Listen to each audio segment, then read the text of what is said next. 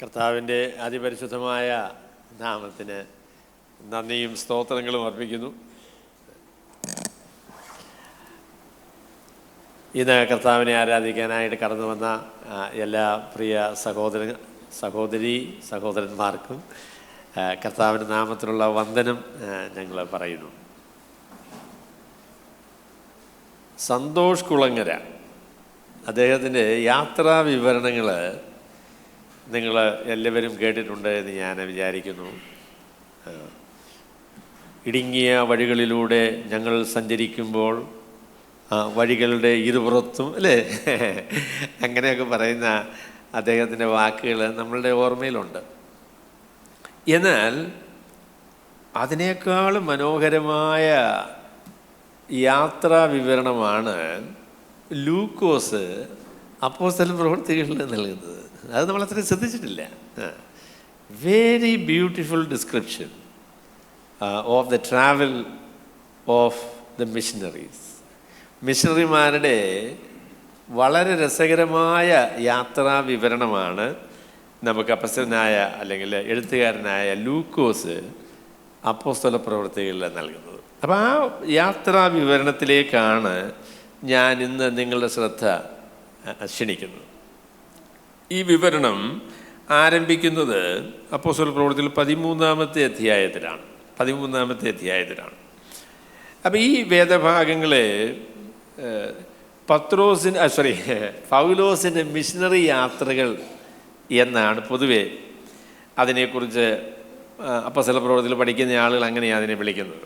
13-ാമത്തെ അധ്യായത്തിൽ ആരംഭിക്കുന്ന തൻ്റെ യാത്രയെ പൗലോസിൻ്റെ 1-ാമത്തെ മിഷണറി യാത്ര എന്ന് പറയും.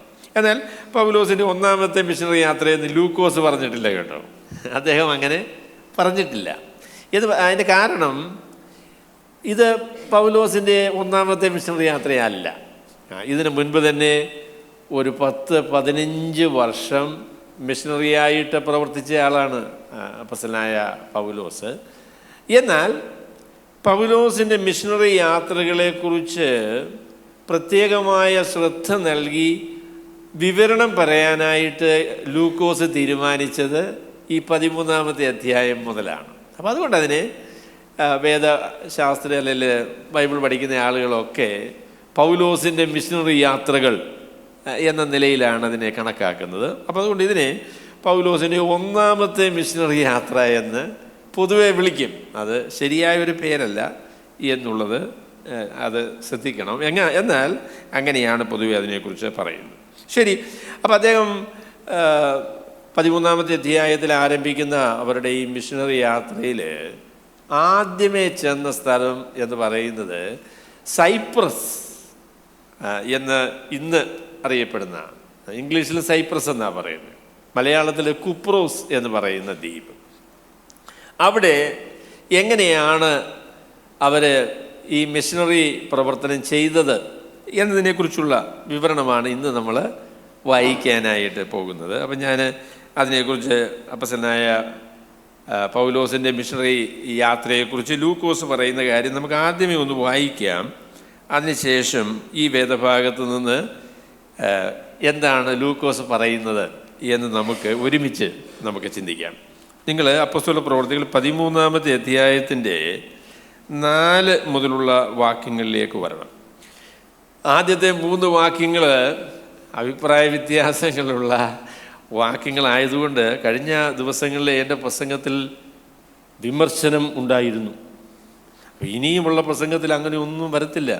സമാധാന സ്നേഹികളായിരിക്കുന്ന സഹോദരന്മാർ സന്തോഷിക്കത്തക്കവണ്ണം സമാധാനത്തിൻ്റെയും സന്തോഷത്തിൻ്റെയും സന്ദേശമാണ് ഞാൻ ഇനിയും പറയാനായിട്ട് പോകുന്നത്. അപ്പോൾ എനിക്കെതിരെ യുദ്ധത്തിനായിട്ട് വാളൂരിയ സഹോദരന്മാരോട് വാൾ ഉറയിലിടുക എന്ന ഒരു പ്രസ്താവനയോട് കൂടെയാണ് ഞാൻ ഇന്ന് ഈ പ്രസംഗം ആരംഭിക്കുന്നത്. അപ്പം ഞാൻ ഈ വേദഭാഗങ്ങളൊന്ന് വായിക്കാം. പരിശുദ്ധാത്മാവ് അവരെ പറഞ്ഞയച്ചിട്ട് അവർ സെലൂക്കിയിലേക്ക് ചെന്നു. അവിടെ നിന്ന് കപ്പൽ കയറി കുപ്രോസ് ദ്വീപിലേക്ക് പോയി. സലമീസിൽ ചെന്ന് യഹൂദന്മാരുടെ പള്ളിയിൽ ദൈവവചനം അറിയിച്ചു. യോഹന്നാൻ അവർക്ക് മർക്കോസ് എന്ന അദ്ദേഹത്തിൻ്റെ മറുപേര്, യോഹന്നാൻ അവർക്ക് ഭൃത്യനായിട്ട് ഉണ്ടായിരുന്നു. അവർ ദ്വീപിൽ കൂടി പാംഫോസ് വരെ ചെന്നപ്പോൾ ബറിയേശു എന്ന് പേരുള്ള യഹൂദനായി കള്ളപ്രവാചകനായ ഒരു വിദ്വാനെ കണ്ടു. അവൻ ബുദ്ധിമാനായ സെർഗിയോസ് പൗലോസ് എന്ന ദേശാധിപതിയോടുകൂടെ ആയിരുന്നു. അവർ ബർന്നബാസിനെയും ശൗലിനെയും വരുത്തി ദൈവവചനം കേൾപ്പാൻ ആഗ്രഹിച്ചു. എന്നാൽ എലീമാസ് എന്ന വിദ്വാൻ, ഇതാകുന്നു അവൻ്റെ പേരിൻ്റെ അർത്ഥം, അവരോട് എതിർത്തു നിന്നു ദേശാധിപതിയുടെ വിശ്വാസം തടുത്തു കളവാൻ ശ്രമിച്ചു. അപ്പോൾ പൗലോസ് എന്നും പേരുള്ള ശൗൽ പരിശുദ്ധാത്മപൂർണനായി അവനെ ഉറ്റുനോക്കി, ഹേ സകല കപടവും സകല ധൂർത്തും നിറഞ്ഞവനെ, പിശാചിൻ്റെ മകനെ, സർവനീതിയുടെയും ശത്രുവെ, കർത്താവിൻ്റെ നേർവഴികളെ മറച്ചു കളയുന്നത് നീ മതിയാക്കുകയില്ലയോ?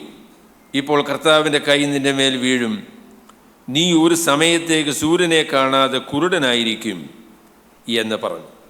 ഉടനെ ഒരു തിമിരവും ഇരുട്ടും അവൻ്റെ മേൽ വീണു. കൈപിടിച്ച് നടത്തുന്നവരെ തിരഞ്ഞുകൊണ്ട് അവൻ തപ്പി നടന്നു. ഈ ഉണ്ടായത് ദേശാധിപതി കണ്ടിട്ട് കർത്താവിൻ്റെ ഉപദേശത്തിൽ വിസ്മയിച്ച് വിശ്വസിച്ചു. ഈ 13-ാമത്തെ അധ്യായത്തിലെ ഈ സംഭവം നമ്മൾ വായിക്കുമ്പോൾ ചില പ്രധാന വ്യത്യാസങ്ങൾ നമുക്ക് കാണാൻ സാധിക്കും. ആദ്യ ഭാഗത്ത് ഇവരെ വേലയ്ക്കായിട്ട് ഇവർ പോകുന്ന സമയത്ത് ബർന്നബാസും ശൗലും എന്നാണ് അവരെക്കുറിച്ച് പറയുന്നത്. ബർന്നബാസും ശൗലും എന്നാണ് പറയുന്നത്. എന്നാൽ ഈ 13-ാമത്തെ അധ്യായത്തിൽ ഈ എലീമാസ് എന്ന് പറയുന്ന ഈ വിദ്വാനുമായുള്ള സംഘർഷം കഴിയുമ്പോൾ രണ്ട് കാര്യങ്ങൾ വ്യത്യാസപ്പെടും. ഒന്ന്, ശൗലിൻ്റെ പേര് പിന്നീട് പൗലോസ് എന്നാണ് വിളിക്കുന്നത്. പിന്നെ പൗലോസ് എന്നല്ലാതെ ശൗലെന്ന് ലൂക്കോസ് അദ്ദേഹത്തെ വിളിക്കുന്നില്ല. പൗലോസായിട്ട് മാറും. അത് പൗലോസ് ശൗലായിട്ട് മാറിയത് എന്താണെന്ന് ചോദിച്ചാൽ അദ്ദേഹത്തിന് രണ്ട് പേരുകളാണ് കേട്ടോ. പൗലോസ് എന്നുള്ളത് അദ്ദേഹത്തിൻ്റെ റോമ പേരും ശൗൽ എന്നുള്ളത് അദ്ദേഹത്തിൻ്റെ എബ്രായ പേരുമാണ്. പിന്നെ എബ്രായ പേര് ലൂക്കോസ് പിന്നീട് ഉപയോഗിക്കുന്നില്ല. അദ്ദേഹത്തിൻ്റെ യവന അല്ലെങ്കിൽ റോമൻ പേരായിരിക്കുന്ന പൗലോസ് എന്നുള്ളതാണ് പിന്നീട് ലൂക്കോസ് ഉപയോഗിക്കുന്നത്. അതൊരു വ്യത്യാസമാണ്. രണ്ടാമത്തെ വ്യത്യാസം എന്ന് പറയുന്നത് ബർന്നബാസും ശൗലും അങ്ങനെയാണ് തുടങ്ങുന്നത്. ഇതിന് ശേഷം പിന്നീട് വരുമ്പോൾ പൗലോസും ബർന്നബാസും എന്നാണ് ലൂക്കോസ് പറയാനായിട്ട് പോകുന്നത്. അപ്പോൾ അദ്ദേഹത്തിൻ്റെ ആ ഓർഡർ അതേ വ്യത്യാസപ്പെടുത്തി. എന്തുകൊണ്ടാണ് എന്നങ്ങ് കൃത്യമായിട്ട് നമുക്ക് പറയാൻ പറ്റുകയില്ലെങ്കിലും ലൂക്കോസ് പ്രധാനമായും പറയാൻ ആഗ്രഹിക്കുന്നത് പൗലോസിനെ കുറിച്ചാണ്, അല്ലെങ്കിൽ പൗലോസിൻ്റെ മിഷണറി വേലയെക്കുറിച്ചാണ് ലൂക്കോസ് പറയാനായിട്ട് ആഗ്രഹിക്കുന്നത്. ഈ എലീമാസ് എന്ന് പറയുന്ന ഈ മനുഷ്യനുമായുള്ള കൺഫ്രണ്ടേഷനിൽ പൗലോസിൻ്റെ അപ്പസ്തോലികമായ അധികാരം വളരെ വ്യക്തമായിട്ട് ബർന്നബാസിനും അതുപോലെ തന്നെ ലൂക്കോസിന് അതിന് മുമ്പേ തന്നെ അറിയാമായിരിക്കാം, എനിക്കറിഞ്ഞില്ല. എങ്കിലും that is a time, it's a turning point as far as the ministry of the apostle Paul is concerned. അപ്പം അതുകൊണ്ട് അതിനുശേഷം പൗലോസും ബർന്നബാസും എന്നാണ് അതിനെക്കുറിച്ച് പറയുന്നത്. ശരി, അവിടെ ഇങ്ങനെ ഒരു പ്രസ്താവന നിങ്ങൾ കേട്ട് കാണുമെന്ന് ഞാൻ വിചാരിക്കുന്നു. The one who has Christ is a missionary and the one who does not have Christ is a mission field. കർത്താവായ യേശുക്രിസ്തു ഉള്ള ആള് മിഷണറിയും യേശുക്രിസ്തു ഇല്ലാത്ത ആള് വേലസ്ഥലവുമാണ് എന്ന പ്രസ്താവന. അത് മിഷൻ വേലയെ സംബന്ധിച്ചുള്ള പൊതുവായ അർത്ഥത്തിൽ പറയുന്നൊരു പ്രസ്താവനയാണ് കേട്ടോ. എന്ന് പറഞ്ഞാൽ മിഷൻ വേല എന്ന് പറയുന്നത് മിഷണറിമാരായിട്ട് പോകുന്ന ആളുകൾക്ക് മാത്രമുള്ളതല്ല, എല്ലാ വിശ്വാസികൾക്കുമുള്ളതാണ് എന്നാണ് ആ പ്രസ്താവന കൊണ്ട് പറയാനായിട്ട് ആഗ്രഹിക്കുന്നത്. അപ്പം ഞാനത് പൗലോസിനെയും ബർന്നബാസിനെയും കുറിച്ച് പറയുമ്പോൾ നിങ്ങളോടും പറയും, നിങ്ങളും മിഷണറിമാരാകട്ടോ. ദൈവം നിങ്ങളെ വേലയ്ക്കായിട്ട് അയച്ച ആളുകളാണ്. കർത്താവായ യേശുക്രിസ്തുവിൽ വിശ്വസിച്ച് രക്ഷിക്കപ്പെട്ടതായിരിക്കുന്ന ആളുകളെല്ലാവരും ആ സുവിശേഷം പറയാനായിട്ട് കടപ്പാടുള്ള ആളുകളാണ് നമ്മളെല്ലാവരും. ഞാനൊരു കാര്യം കൂടെ പറയാം. പ്രസംഗകന്മാരായിരിക്കുന്ന ആളുകൾക്ക് നിങ്ങൾ ചെല്ലുന്ന സ്ഥലത്ത് ചെല്ലാൻ പറ്റത്തില്ല. അപ്പം നമ്മളുടെ ബോബി ജോർജ് സഹോദരന് അവിടെ മെഡിക്കൽ കോളേജിൽ ആയിരിക്കുമ്പോൾ ഞാൻ അങ്ങോട്ട് ചെല്ലുകയാണ്. ചെല്ലുന്ന ഉടനെ എന്താ ആരാന്ന് ചോദിച്ചാൽ ബാബു ജോർജ് എന്നാണ് പേര്. എന്തിനാ വന്നത്? എനിക്കെന്തുവാ പറയാൻ പറ്റുക? ഞാൻ പറയും ചുമ്മാതെ വന്നതാ. ചുമ്മാതെ വന്നതാണെങ്കിൽ അവിടെ ഇരിക്കാമെന്ന് പറയല്ലേ, അത്രയല്ലേ ഇട്ടുള്ളൂ, അതിൽ കൂടുതലൊന്നും ചെയ്യാനൊക്കത്തില്ല. എന്നാൽ ബോബി ജോർജ് സഹോദരൻ ചെല്ലുമ്പോഴെന്തുവാണ്, വാതിലുകൾ അദ്ദേഹത്തിന് വേണ്ടി തുറക്കപ്പെടുന്നു. എല്ലാവരും അദ്ദേഹം പറയുന്നത് കേൾക്കാനായിട്ട് ഇങ്ങനെ തയ്യാറായിട്ട് നിൽക്കുന്നു. ആ ഒരു അവസ്ഥ എനിക്കുണ്ടാവില്ല. ഇനി ഞാൻ ഫിലിപ്പ് സഹോദരനെ കുറിച്ച് പറയല്ലേ, അദ്ദേഹം ചെല്ലുന്ന സ്ഥലത്ത് എനിക്കെല്ലാം പറ്റുമോ? അപ്പോൾ ഓരോ വിശ്വാസിക്കും ദൈവം ഏൽപ്പിച്ചിരിക്കുന്ന ഒരു വേല സ്ഥലമുണ്ട്. അത് മറ്റാർക്കും ചെല്ലാൻ പറ്റാത്ത സ്ഥലമാണ്. അപ്പം അതുകൊണ്ട് നിങ്ങൾ സുവിശേഷം പറയാൻ മനസ്സ് വയ്ക്കുന്നില്ല എങ്കിൽ ദൈവം ആഗ്രഹിക്കുന്ന പോലെ സുവിശേഷ പ്രഘോഷണം സാധിക്കുകയില്ല. അപ്പം നമ്മളെല്ലാവരും ഈ മിഷണറി വേലയിൽ പങ്കുകാരാകണം എന്നുള്ളതാണ് ഞാൻ അതിനോട് ചേർത്ത് ആദ്യമായിട്ട് പറയാനായിട്ട് ആഗ്രഹിക്കുന്ന കാര്യം. ശരി, ഇനിയും പൗലോസിൻ്റെയും ബർന്നബാസിൻ്റെയും മിഷണറി പ്രവർത്തനത്തെക്കുറിച്ച് നമുക്ക് നോക്കാം. അത് 4-ാമത്തെ വാക്യത്തിലാണ് ആരംഭിക്കുന്നത്. അത് വളരെ രസകരമായിരിക്കുന്ന ഒരു പ്രസ്താവനയോടുകൂടെയാണ് ഈ 4-ാമത്തെ വാക്യം ആരംഭിക്കുന്നത്. നിങ്ങൾ അത് എത്രത്തോളം ശ്രദ്ധിച്ചിട്ടുണ്ടെന്ന് എനിക്കറിയത്തില്ല, എങ്കിലും നിങ്ങൾ വളരെ ശ്രദ്ധിച്ച രസകരമായിരിക്കുന്ന ഒരു നിലയിലാണ് അദ്ദേഹം ആരംഭിക്കുന്നത്. അദ്ദേഹം പറഞ്ഞു, ഞാൻ കഴിഞ്ഞ ആഴ്ച പറഞ്ഞായിരുന്നു, ഡേ എന്ന് പറഞ്ഞ വാക്ക് ഒരു പുതിയ ആശയം അല്ലെങ്കിൽ പുതിയ കാര്യത്തെക്കുറിച്ച് പറയാനുള്ള നമ്മൾ നറേറ്റീവ് ലിറ്ററേച്ചറിൽ ഡേ എന്നത് പുതിയ കാര്യം പറയുന്നു എന്നുള്ളതിൻ്റെ ഒരു സൂചനാ വാക്കാണ് എന്ന് ഞാൻ പറഞ്ഞു. ആ ഒരു വാക്കോടുകൂടെയായി ഇദ്ദേഹം ഇത് ആരംഭിക്കുന്നത്. ഒരു പുതിയ കാര്യമാണ് അദ്ദേഹം പറയാൻ പോകുന്നത് എന്ന് ആ ഭാഗത്തു നിന്ന് നമുക്ക് മനസ്സിലാകും. എന്നാൽ അതിനോട് ചേർത്തുള്ള ഒരു കാര്യമെന്ന് പറയുന്നത്, ഒരു പക്ഷേ ഞാൻ പറയാനുള്ള കാര്യം പറഞ്ഞേച്ച് അതിന് പറയുന്നതായിരിക്കും കുറച്ചുകൂടി മെച്ചം. അദ്ദേഹം ഇവിടെ പറഞ്ഞപ്പോൾ പറഞ്ഞു, ദൈവത്തിൻ്റെ പരിശുദ്ധാത്മാവ് അവരെ പറഞ്ഞയച്ചിട്ട്. ദൈവത്തിൻ്റെ പരിശുദ്ധാത്മാവ് അവരെ പറഞ്ഞയച്ചിട്ട്. അപ്പം ഞാൻ പറയാൻ ആഗ്രഹിക്കുന്ന ആദ്യത്തെ മിഷണറി വേലയെക്കുറിച്ചുള്ള പ്രസ്താവന ഇതാണ്: ദൈവത്തിൻ്റെ പരിശുദ്ധാത്മാവ് നമ്മളെ അയച്ചിരിക്കുന്നു. ദൈവത്തിൻ്റെ പരിശുദ്ധാത്മാവ് നമുക്ക് പിൻബലമായിട്ടുണ്ട്. ദൈവം നമ്മോടുകൂടെ ഉണ്ട് എന്നതാണ് ദൈവവേലയുടെ ധൈര്യമത. ദൈവം അയച്ചിരിക്കുന്നു. ദൈവത്തിൻ്റെ പരിശുദ്ധാത്മാവാണ് എന്നെ അയച്ചത്. ദൈവത്തിൻ്റെ പരിശുദ്ധാത്മാവാണ് എൻ്റെ കൂടെ നിൽക്കുന്നത് എന്ന ആ ഉറപ്പാണ് മിഷണറി പ്രവർത്തനത്തിൻ്റെ ഏറ്റവും പ്രധാനപ്പെട്ട ധൈര്യം എന്ന് പറയുന്നത്. അതാ ചോദിച്ചപ്പോഴേ ഒരാൾ ചോദിച്ചപ്പോൾ പറഞ്ഞു, ഒരു ചെറുപ്പക്കാരനായിരിക്കുന്ന പ്രസംഗകനാണ്. അദ്ദേഹത്തിന് പ്രസംഗം കേട്ടവിച്ചിൽ അഹങ്കാരമുള്ളതായിട്ട് തോന്നി ആളുകൾക്ക്. അപ്പോൾ ഒരു പ്രായമുള്ള ആൾ അദ്ദേഹത്തോട് ചോദിച്ചു, നിന്നെ അയച്ചതാണോ അതോ നീ ഇങ്ങ് വന്നതാണോ? Are you sent or you just came? അപ്പം നമുക്കൊക്കെ ചോദിക്കാനുള്ള ചോദ്യം, ദൈവം നമ്മളെ അയച്ചതാണോ? ദൈവത്തിൻ്റെ പരിശുദ്ധാത്മാവാണോ നമ്മളുടെ ജീവിതത്തെ നിയന്ത്രിക്കുന്നത്? അത് വളരെ പ്രധാനപ്പെട്ടതായിരിക്കുന്ന ചോദ്യമാണ്. നമ്മുടെ ജീവിതത്തിൻ്റെ ധൈര്യം, അല്ലെങ്കിൽ സുവിശേഷ പ്രവർത്തനങ്ങളുടെ ധൈര്യം, നമ്മുടെ വേലയുടെ ധൈര്യം, നമ്മുടെ ജീവിതത്തിൻ്റെ ധൈര്യം എന്ന് പറയുന്നത് എന്താ? എന്ന് പറയുന്നത്, സ്വർഗത്തിലെ ദൈവം എന്നോട് കൂടെയുണ്ട്. ദൈവമാണ് എന്നെ അയച്ചത്. അവൻ്റെ കരം എനിക്ക് അനുകൂലമായിരിക്കുന്നു എന്നുള്ളതാണ് ജീവിതത്തിൻ്റെയും വേലയുടെയും അനുഗ്രഹം. അതാണ്. അപ്പം ഞാൻ പറഞ്ഞ അല്പം ഗ്രീക്ക് ഭാഷയിലേക്ക് ഞാൻ വരാം. അപ്പം ആദ്യത്തെ വാക്യത്തിൽ അദ്ദേഹം പറയുന്നത്, പരിശുദ്ധാത്മാവ് അവരെ അയച്ചിട്ട്. മെൻ ഡേ എന്ന് പറയുന്നതായിരിക്കുന്ന 2 വാക്കുകളാണ് അദ്ദേഹം ആരംഭമായിട്ട് ഊൻ മെൻ ഡേ എന്ന് പറയും. ദെർഫോർ എന്ന് പറഞ്ഞതിന് ശേഷം പിന്നെ മെൻ ഡേ എന്ന് പറയുന്ന വാക്ക്. ഈ മെൻ ഡേ എന്ന് പറയുന്ന ആ പ്രയോഗം നമ്മൾ ശ്രദ്ധിച്ചാൽ നമുക്കറിയാവുന്നൊരു കാര്യം, അതായത് ഒരു കാര്യത്തിന് 2 വശങ്ങളെക്കുറിച്ച് പറയാനായിട്ടാണ് അത് ഉപയോഗിക്കുന്നത്. പറയും, ഒരു വശത്ത് ഇത്, മറുവശത്ത് ഇത്. On the one hand and on the other hand. എന്നുള്ള നിലയിൽ കാര്യങ്ങളെ അവതരിപ്പിക്കാനായിട്ട് ഉപയോഗിക്കുന്ന ഒരു പ്രയോഗമാണ് ഈ മെൻ ഡേ എന്ന് പറയുന്നതായിരിക്കുന്ന പ്രയോഗം. അപ്പോൾ ഈ വാക്യം വായിച്ചു വരുമ്പോൾ നമുക്കറിയാം, ദൈവത്തിൻ്റെ പരിശുദ്ധാത്മാവ് ഒരു വശത്ത് നിന്ന്, ഒരു വശത്ത് ദൈവത്തിൻ്റെ പരിശുദ്ധാത്മാവ് അയക്കുന്നവനായി, ശക്തിപ്പെടുത്തുന്നവനായി, പ്രാപ്തിപ്പെടുത്തുന്നവനായി, ബലപ്പെടുത്തുന്നവനായി നമ്മളോട് കൂടെ, മറുവശത്ത് ആ ശബ്ദം കേട്ട് പുറപ്പെട്ടു പോകുന്ന ദൈവ മക്കൾ, സുവിശേഷകന്മാർ അല്ലെങ്കിൽ മിഷണറിമാരെന്ന് പറയുന്നത് മറുവശത്ത്. അങ്ങനെയാണ് ലൂക്കോസ് ഈ കാര്യത്തെ അവതരിപ്പിക്കുന്നത്.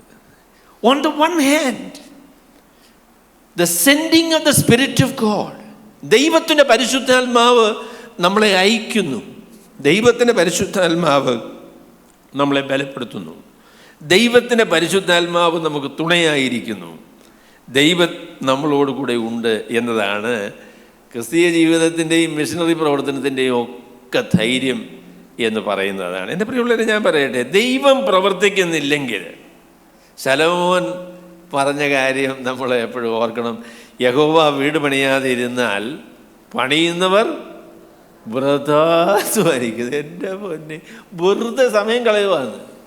If God is not in it, ദൈവത്തിൻ്റെ പരിശുദ്ധാത്മാവ് ഇല്ലെങ്കിൽ, ദൈവം പ്രവർത്തിക്കുന്നില്ലെങ്കിൽ, you are wasting your time. I am wasting my time. നമ്മൾ വെറുതെ സമയം കളയുക. ദൈവം നമ്മളുടെ മധ്യത്തിലുണ്ട്. അതല്ലേ നമ്മുടെ ബോബ സഹോദരൻ പറഞ്ഞേ, അല്ലേ? നല്ല മനോഹരമായ ചിന്തയായിരുന്നു, അല്ലേ? ദൈവം നമ്മളോട് കൂടെ ഉണ്ട്, നമ്മളെ സഹായിക്കുന്നവനായിട്ടുണ്ട്, നമ്മളെ ബലപ്പെടുത്തുന്നവനായി. നമ്മുടെ പ്രവർത്തനത്തിൻ്റെ പ്രചോദനം എന്ന് പറയുന്നത് ദൈവമാണ്. അതാണ് നമ്മുടെ ജീവിതത്തിലെ ഏറ്റവും വലിയ ധൈര്യം എന്ന് പറയുന്നത്. പ്രിയമുള്ളവരെ, ഞാൻ പറയാം, മനുഷ്യ ജീവിതത്തിൽ പ്രവർത്തിക്കാനായിട്ട് ദൈവത്തിനല്ലാതെ മറ്റാർക്കും കഴിയില്ല. മനുഷ്യനെ മാനസാന്തരപ്പെടുത്താൻ പറ്റുമോ നിങ്ങൾക്ക്? ഭാര്യമാരോട് ഞാൻ ചോദിക്കാം, ഭർത്താവിനെ മാനസാന്തരപ്പെടുത്താൻ നോക്കിയിട്ട് എത്ര കാലമായി ഇവിടെ? മാനസാന്തരപ്പെട്ടിട്ടുണ്ടോ? എല്ലാ തന്നെ ഇല്ലെന്നേ. ഇപ്പോഴും ഞാൻ പേസ്റ്റിൻ്റെ ഇത് ഊരിയാൽ മാറ്റി വയ്ക്കും, തിരിച്ചെടുത്തില്ല. എൻ്റെ ഭാര്യ എന്നെ മാനസാന്തരപ്പെടുത്താനായിട്ട് എന്തോരം ശ്രമം നടത്തിയിട്ടുണ്ടറിയോ? മാനസാന്തരപ്പെടുത്തില്ല. അതുപോലെ ഷേവ് ചെയ്യുന്ന ക്രീമിൻ്റെ ഇത് തുറക്കും, തുറന്നതിന് ശേഷം 2 സ്ഥലത്ത് വയ്ക്കും. എന്നോടത് എത്ര പ്രാവശ്യം പറയുന്നറിയാമോ? അത് തുറന്നു കഴിഞ്ഞതിന് ശേഷം, ഇത് എടുത്തു കഴിഞ്ഞതിന് ശേഷം അടച്ചു വയ്ക്കണം. അങ്ങനെ ചെയ്യണ്ടേ? ഇപ്പോഴും വരുമ്പോൾ പുള്ളി പറയും, പിന്നെ തുറന്ന് അന്നേരം ഇരിക്കുന്നത്. ഇത് ശരിയാകാൻ പോകുന്നില്ല. അയ്യോ, മാനസാന്തരപ്പെടുത്താൻ മനുഷ്യർക്ക് പറ്റില്ല. ദൈവത്തിൻ്റെ പരിശുദ്ധാത്മാവ് ഹൃദയങ്ങളിൽ പ്രവർത്തിച്ച് അല്ലാതെ മനുഷ്യർക്ക് വ്യത്യാസം വരികയില്ല. സുവിശേഷം വിശ്വസിപ്പിക്കാനായിട്ട് സാധിക്കുമോ? ഒരാൾ പറഞ്ഞത്, എന്നെ മാനസാന്തരപ്പെടുത്തിയ മത്തായി സാറിന് സ്വതന്ത്രം. അപ്പോൾ സായിപ്പ് വന്നപ്പോൾ സാക്ഷ്യം പറയാനായിട്ട് മാനസാന്തരപ്പെട്ട ആളിനോട് പറഞ്ഞു കേട്ടോ. പറഞ്ഞ സായിപ്പ് കേൾക്കണ്ടേ? ഇദ്ദേഹം വലിയ പ്രവർത്തകനാണെന്നുള്ള കാര്യം കേൾക്കണം. അപ്പോൾ ചാടി എഴുന്നേറ്റ് ഇദ്ദേഹം പറഞ്ഞു, എന്നെ മാനസാന്തരപ്പെടുത്തിയ മത്തായി സാറിന് സ്വതന്ത്രം, അദ്ദേഹത്തിന് ഭാര്യയ്ക്കും സ്വതന്ത്രം. എൻ്റെ കർത്താവേ, നടക്കുകയില്ല.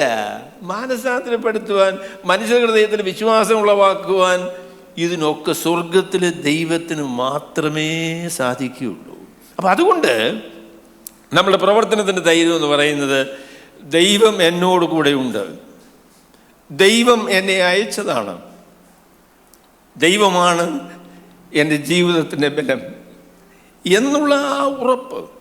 അതാണ് ക്രിസ്തീയ ജീവിതത്തിൻ്റെയും ക്രിസ്തീയ വേലയുടെയും അനുഗ്രഹം. അതാണ്.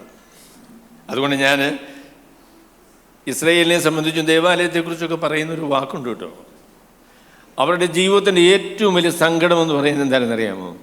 ദൈവം അവരെ വിട്ടുപോയി എന്നതാണ് അവരെ സംബന്ധിച്ചുള്ള ഏറ്റവും വലിയ സങ്കടം. അതാ എഹെസ്കേൽ പ്രവചനത്തിലൊക്കെ വായിക്കുമ്പോൾ, the glory of God departed, ദൈവത്തിൻ്റെ മഹത്വം അവരെ വിട്ടുപോയി. ഇനി നിങ്ങൾക്ക് ഒരു പ്രതീക്ഷയ്ക്കും വകയില്ല, ഒരു പ്രതീക്ഷയ്ക്കും വകയില്ല. നമ്മളുടെ മധ്യത്തിൽ കർത്താവുണ്ട്. നമ്മളെ നയിക്കുകയും നിയന്ത്രിക്കുകയും ശക്തിപ്പെടുത്തുകയും ചെയ്യുന്നത് ദൈവമാണ്. ദൈവത്തിൻ്റെ പരിശുദ്ധാത്മാവ് നമ്മളുടെ മധ്യത്തിൽ പ്രവർത്തിക്കുന്നു. അത് തന്നെയാണ് നമ്മുടെ ജീവിതത്തിൻ്റെ ധൈര്യം എന്ന് പറയുന്നത്. അതാണ്. അപ്പം അതാണ് ഞാൻ ക്രിസ്തീയ ജീവിതത്തെക്കുറിച്ചും സുവിശേഷ പ്രവർത്തനത്തെക്കുറിച്ചും മിഷണറി വേലയെക്കുറിച്ചും ഒക്കെ പറയുമ്പോൾ പറയുന്നത്, ദൈവം എന്നെ അയച്ചു, ദൈവം എന്നോട് കൂടെ ഉണ്ട്, ദൈവത്തിൻ്റെ പരിശുദ്ധാത്മാവ് എന്നിലൂടെ പ്രവർത്തിക്കുന്നു, ദൈവത്തിൻ്റെ പരിശുദ്ധാത്മാവ് എന്നെ ഉപയോഗിക്കുന്നു എന്ന ധൈര്യമാണ് അതിൻ്റെ ഏറ്റവും വലിയ ധൈര്യമായിട്ടിരിക്കുന്നത്. രണ്ടാമത് അതിനെക്കുറിച്ച്, മിഷണറി വേലയെക്കുറിച്ച് പറയാനായിട്ട് കഴിയുന്ന കാര്യം, അത് എക്കാർഡ് സ്നാവൽ എന്ന് പറയുന്ന വളരെ പ്രസിദ്ധനായിരിക്കുന്ന ഒരു മിഷണറി പറഞ്ഞ പണ്ഡിതനാണ് അദ്ദേഹം പറഞ്ഞ കാര്യമാണ്. അദ്ദേഹം പറഞ്ഞു, the most important element in missionary work is movement. അപ്പം മിഷണറി പ്രവർത്തനത്തിലെ ഏറ്റവും പ്രധാനപ്പെട്ട ഘടകം എന്ന് പറയുന്നത് മുന്നേറ്റമാണ് എന്ന് അദ്ദേഹം പറഞ്ഞു. മുന്നേറ്റമാണ് മിഷണറി പ്രവർത്തനത്തിലെ ഏറ്റവും പ്രധാനപ്പെട്ട ഘടകം എന്ന് പറയുന്നത്. പരിശുദ്ധാത്മാവാണ് ഏറ്റവും പ്രധാനപ്പെട്ടത്. അതിനോട് ചേർന്ന് പറയാൻ പറ്റുന്നൊരു കാര്യമാണ് മുന്നേറ്റം എന്ന് പറയുന്നതാണ്, മൂവ്മെൻറ്റ്. അവിടെ മോനെ ഇതൊന്ന് കാണിക്കാൻ പറ്റുമോ? അപ്പം അത് മിഷണറി പ്രവർത്തനം എന്ന് പറയുന്നത് സുവിശേഷത്തിൻ്റെ ജൈത്രയാത്രയാണ്. മിഷണറി പ്രവർത്തനം എന്ന് പറയുന്നത് സുവിശേഷത്തിൻ്റെ ജൈത്രയാത്രയാണ്. സുവിശേഷത്തിൻ്റെ ജൈത്രയാത്രയാണ് മിഷണറി പ്രവർത്തനം എന്ന് പറഞ്ഞാൽ. മിഷണറി പ്രവർത്തനം എന്ന് പറയുന്നത് സുവിശേഷവുമായി ദൈവമക്കൾ മുന്നോട്ട് യാത്ര ചെയ്യുന്നതാണ്. സുവിശേഷവുമായി ദൈവമക്കൾ മുന്നോട്ട് യാത്ര ചെയ്യുന്നതാണ് യഥാർത്ഥത്തിൽ മിഷണറി പ്രവർത്തനം എന്ന് പറയുന്നത്. അതാണ്, ദർ ഈസ് മൂവ്മെൻറ്റ്. നിങ്ങൾ നോക്കുക, ഒന്നാം മിഷണറി യാത്രയിൽ അപ്പോസ്തലനായ പൗലോസും ബർന്നബാസും അവരെ പ്രവർത്തനം തുടങ്ങുന്നത് അന്ത്യോക്യ എന്ന് പറയുന്ന സ്ഥലമാണ്. അന്ന് അന്ത്യോക്യ എന്ന് പറയുന്നത് സിറിയയുടെ ക്യാപിറ്റലായിരുന്നു അന്ത്യോക്യ എന്ന് പറയുന്നത്. ഇന്ന് സിറിയയിലല്ല ആ സ്ഥലം, ഇന്ന് ടർക്കിയിലാണ് അന്ത്യോക്യ എന്ന് പറയുന്നതായിരിക്കുന്ന സ്ഥലം. അപ്പോൾ അവിടെ നിന്ന് തുടങ്ങി ഒറാൻഡസ് എന്ന് പറയുന്ന നദീതീരത്താണ് ഈ അന്ത്യോക്യ എന്ന് പറയുന്ന ആ സ്ഥലം. അവിടെ നിന്ന് ഒരു 20 കിലോമീറ്റർ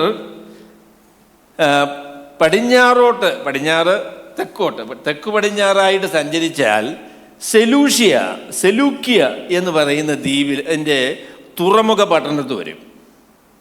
അന്ത്യോക്യയിൽ നിന്ന് ഒരു 15-16 കിലോമീറ്റർ യാത്ര ചെയ്താൽ സെലൂക്കിയ എന്ന് പറയുന്ന തുറമുഖ പട്ടണം. ഇതാണ് മെഡിറ്ററേനിയൻ കടൽ എന്ന് പറയുന്നത്. ഈ നീല നിറമുള്ള കടലിനാണ് നമ്മൾ മെഡിറ്ററേനിയൻ കടൽ അല്ലെങ്കിൽ മധ്യ ധരണി ആഴി എന്ന് പറയുന്ന സ്ഥലം എന്ന് പറയുന്ന കടൽ. അപ്പോൾ സെലൂക്കിയ എന്ന് പറയുന്നത് ഒരു തുറമുഖ പട്ടണമാണ്. ആ ദേശത്തെ ഏറ്റവും പ്രസിദ്ധമായിരിക്കുന്ന തുറമുഖമാണ് ഈ സെലൂക്കിയ എന്ന് പറയുന്ന തുറമുഖം. അവർ ഒരുപാട് കാര്യങ്ങൾ ആ കാലങ്ങളിൽ വളരെ വ്യാപാരങ്ങൾ നടന്നിട്ടുള്ള ഒരു സ്ഥലമാണ് ഈ സെലൂക്കിയ എന്ന് പറയുന്നത്. അവിടെ നിന്ന് ഒരു 200 കിലോമീറ്റർ യാത്ര ചെയ്താൽ, അത് അവിടെ നിന്ന് യാത്ര ചെയ്യണമെങ്കിൽ കപ്പലിലെ യാത്ര ചെയ്യാനായിട്ട് സാധിക്കുള്ളൂ. കപ്പലിൽ 250 കിലോമീറ്റർ, ശരിയാ, 250 കിലോമീറ്റർ ഈ സെലൂക്കിയ എന്ന് പറയുന്ന സ്ഥലത്ത് നിന്ന് യാത്ര ചെയ്താൽ ഈ സൈപ്രസ് എന്ന് പറയുന്ന ദ്വീപിൽ വരും. അപ്പോൾ സൈപ്രസിൻ്റെ ഈ കിഴക്കേ അറ്റത്തുള്ളതായിരിക്കുന്ന ഒരു പട്ടണമാണ് ഈ സലാമീസ് എന്ന് പറയുന്നതായിരിക്കുന്ന പട്ടണം. സലാമീസ് എന്ന് പറയുന്നത് അതിൻ്റെ കിഴക്ക് ഉള്ളതായിരിക്കുന്ന പട്ടണമാണ് സലാമീസ് എന്ന് പറയുന്നത്. അവിടെ നിന്ന് ഒരു ഏകദേശം 200 കിലോമീറ്റർ യാത്ര ചെയ്താൽ ഇതിൻ്റെ ഇങ്ങേയറ്റത്ത് വരാം. അതാണ് ഈ പാംഫോസ് എന്ന് പറയുന്നതായിരിക്കുന്ന കാര്യം. അവിടെ നിന്ന് ഏകദേശം 300 കിലോമീറ്റർ വടക്ക് പടിഞ്ഞാറായിട്ട് പോയാൽ ഉള്ള സ്ഥലമാണ് ഈ പെർഗ എന്ന് പറയുന്നത്. അത് കപ്പലിലേ പോകാനൊക്കത്തുള്ളൂ. പെർഗ എന്ന് പറയുന്ന കാലം ഒരു ഏകദേശം 300 കിലോമീറ്റർ ദൂരം ഈ പാംഫോസിൽ നിന്ന് സഞ്ചരിച്ചാൽ പെർഗ എന്ന് പറയുന്ന സ്ഥലത്ത് വരും. പെർഗയിൽ നിന്ന് ഏകദേശം 200 കിലോമീറ്റർ വടക്കോട്ട് പോയാൽ വന്നു ചേരുന്ന സ്ഥലമാണ് അന്ത്യോക്യ എന്ന് പറയുന്ന സ്ഥലം. പക്ഷേ ഈ അന്ത്യോക്യ മറ്റേ അന്ത്യോക്യ അല്ല, ഇത് പിസിദ്യയിലുള്ളതായിരിക്കുന്ന അന്ത്യോക്യയാണ്, പിസിദ്യൻ അന്ത്യോക്യ. പിന്നെ അവിടെ നിന്ന് നമ്മൾ ഐക്കോന്യം എന്ന് പറയുന്ന സ്ഥലത്തേക്ക് വരും, പിന്നീട് ലെസ്ട്ര എന്ന് പറയുന്ന സ്ഥലത്തേക്ക് വരും, പിന്നെ ഡെർബ എന്ന് പറയുന്ന സ്ഥലത്തേക്ക് വരും. അപ്പോൾ ഇവിടെയാണ് പൗലോസിൻ്റെ ഒന്നാം മിഷണറി യാത്ര എന്ന് പറയുന്നത്. അവിടെ നിന്ന് തിരിച്ചതിന് ശേഷം പിന്നെ തിരിച്ച് അദ്ദേഹം അന്ത്യോക്യയിലേക്ക് മടങ്ങി വരും. അപ്പം അന്ത്യോക്യയിൽ തുടങ്ങി അന്ത്യോക്യയിൽ അവസാനിക്കുന്ന യാത്രകളെയാണ് നമ്മൾ എന്ത് പറയുന്നത്? മിഷണറി യാത്രകൾ എന്ന് പറയുന്നത്. ഇത് ഒന്നാമത്തെ മിഷണറി യാത്ര. എക്കാർട്ട് ഷ്നാബൽ എന്ന് പറയുന്ന ആൾ പറഞ്ഞ പ്രസ്താവന ഞാൻ പറയാം. അദ്ദേഹം പറഞ്ഞു, പൗലോസിൻ്റെ 3 മിഷണറി യാത്രകൾ കണക്കിലെടുക്കുകയാണ് എങ്കിൽ ഏകദേശം 25,000 കിലോമീറ്റർ അദ്ദേഹം സഞ്ചരിച്ചിട്ടുണ്ട്. 25,000 കിലോമീറ്റേഴ്സ്. അതിൽ 10,000 കിലോമീറ്റേഴ്സ് കപ്പലിൽ യാത്രകളാണ്. ഏകദേശം 10,000 കിലോമീറ്റർ അദ്ദേഹം കപ്പൽ യാത്ര ചെയ്തതാണ്. ബാക്കി കാൽനടയായിട്ട് യാത്ര ചെയ്തതാണ്. നിങ്ങൾ എത്ര ദൂരം നടന്നിട്ടുണ്ടെന്ന് എനിക്കറിയില്ല. എന്നും നടക്കുന്ന ആൾക്കാരുണ്ടല്ലേ, എന്നും നടക്കുന്ന നടപ്പ് നല്ല കാര്യമാണ് കേട്ടോ. എന്നാലും ഒരു 15,000 കിലോമീറ്റർ കടന്നിട്ടുണ്ടോ? അപ്പം മിഷണറി പ്രവർത്തനം എന്ന് പറയുന്നത് എളുപ്പമല്ല കേട്ടോ. ഇത് ബുദ്ധിമുട്ടുള്ളൊരു പണിയാണ്. അവിടെ അതിനെക്കുറിച്ച് ഒരു വാക്കുകൂടെ ഞാൻ പറയാം. ഈ പെർഗയിൽ നിന്ന് അന്ത്യോക്യ, പിസിദ്ധ്യൻ അന്ത്യോക്യ എന്ന് പറയുന്ന സ്ഥലത്തേക്ക് പോകുന്നത് ഏകദേശം 200 കിലോമീറ്റർ ദൂരമുണ്ട് എന്നാണ് ഞാനതിനെക്കുറിച്ച് വായിച്ചത്. ഏറ്റവും ദുർഘടപൂർണമായ ഒരു യാത്ര. കാട്ടുമൃഗങ്ങൾ, കള്ളന്മാർ, പിന്നെ ഒരുപാട് ബുദ്ധിമുട്ടുകൾ ഉള്ള ഒരു വഴിയാണ് പെർഗയിൽ നിന്ന് പിസിദ്ധ്യൻ അന്ത്യോക്യയിലേക്കുള്ള യാത്ര. അവിടെ വന്നപ്പോഴാണ് നമ്മുടെ മർക്കോസ് പറഞ്ഞു, ഞാനീ പണിക്കില്ലെന്നത്. I cannot take it. ഇനി എന്താ സംഭവിക്കാൻ പോകുന്നുള്ളത് എന്താ അറിയാൻ പറ്റുക? അതുകൊണ്ട് ഞാൻ വീട്ടിൽ പോവുക എന്ന് പറഞ്ഞ് അദ്ദേഹം പെർഗയിൽ നിന്ന് ബർന്നബാസിനെയും പൗലോസിനെയും ബർന്നബാസിനെയും വിട്ട് അദ്ദേഹം തിരിച്ച് യെരുശലേമിലേക്ക് പോയി എന്ന് നമ്മളോട് നിന്ന് വായിക്കുന്നുണ്ട്. അപ്പം ഞാൻ പറയാൻ ആഗ്രഹിച്ചത്, missionary journeys are very very difficult. സ്വർഗത്തിലെ ദൈവം സഹായിച്ച്, ദൈവം പരിപാലിച്ച്, ദൈവം നടത്തിയിട്ട് മാത്രം സംഭവിച്ച കാര്യമായത് കേട്ടോ. These were very unique journeys of the apostle. അപ്പോൾ ഇതിനെക്കുറിച്ച് ഞാൻ പറഞ്ഞപ്പോൾ ഒരു പ്രാവശ്യം കൂടെ ഞാൻ പറയാം. നിങ്ങൾ നോക്കുക, അന്ത്യോക്യയിൽ നിന്ന് സെലൂക്കിയ, സെലൂക്കിയയിൽ നിന്ന് സലാമീസ്, സലാമീസിൽ നിന്ന് പാംഫോസ്, പാംഫോസിൽ നിന്ന് പെർഗ, പെർഗയിൽ നിന്ന് അന്ത്യോക്യ, അന്ത്യോക്യയിൽ നിന്ന് ഐക്കോന്യം, ഐക്കോന്യത്തിൽ നിന്ന് ഡെർബ, ഡെർബയിൽ നിന്ന് ലിസ്ട്ര. ഇപ്പം ഇങ്ങനെ മുന്നേറ്റമാണ്. That is A movement, is a missionary journeys.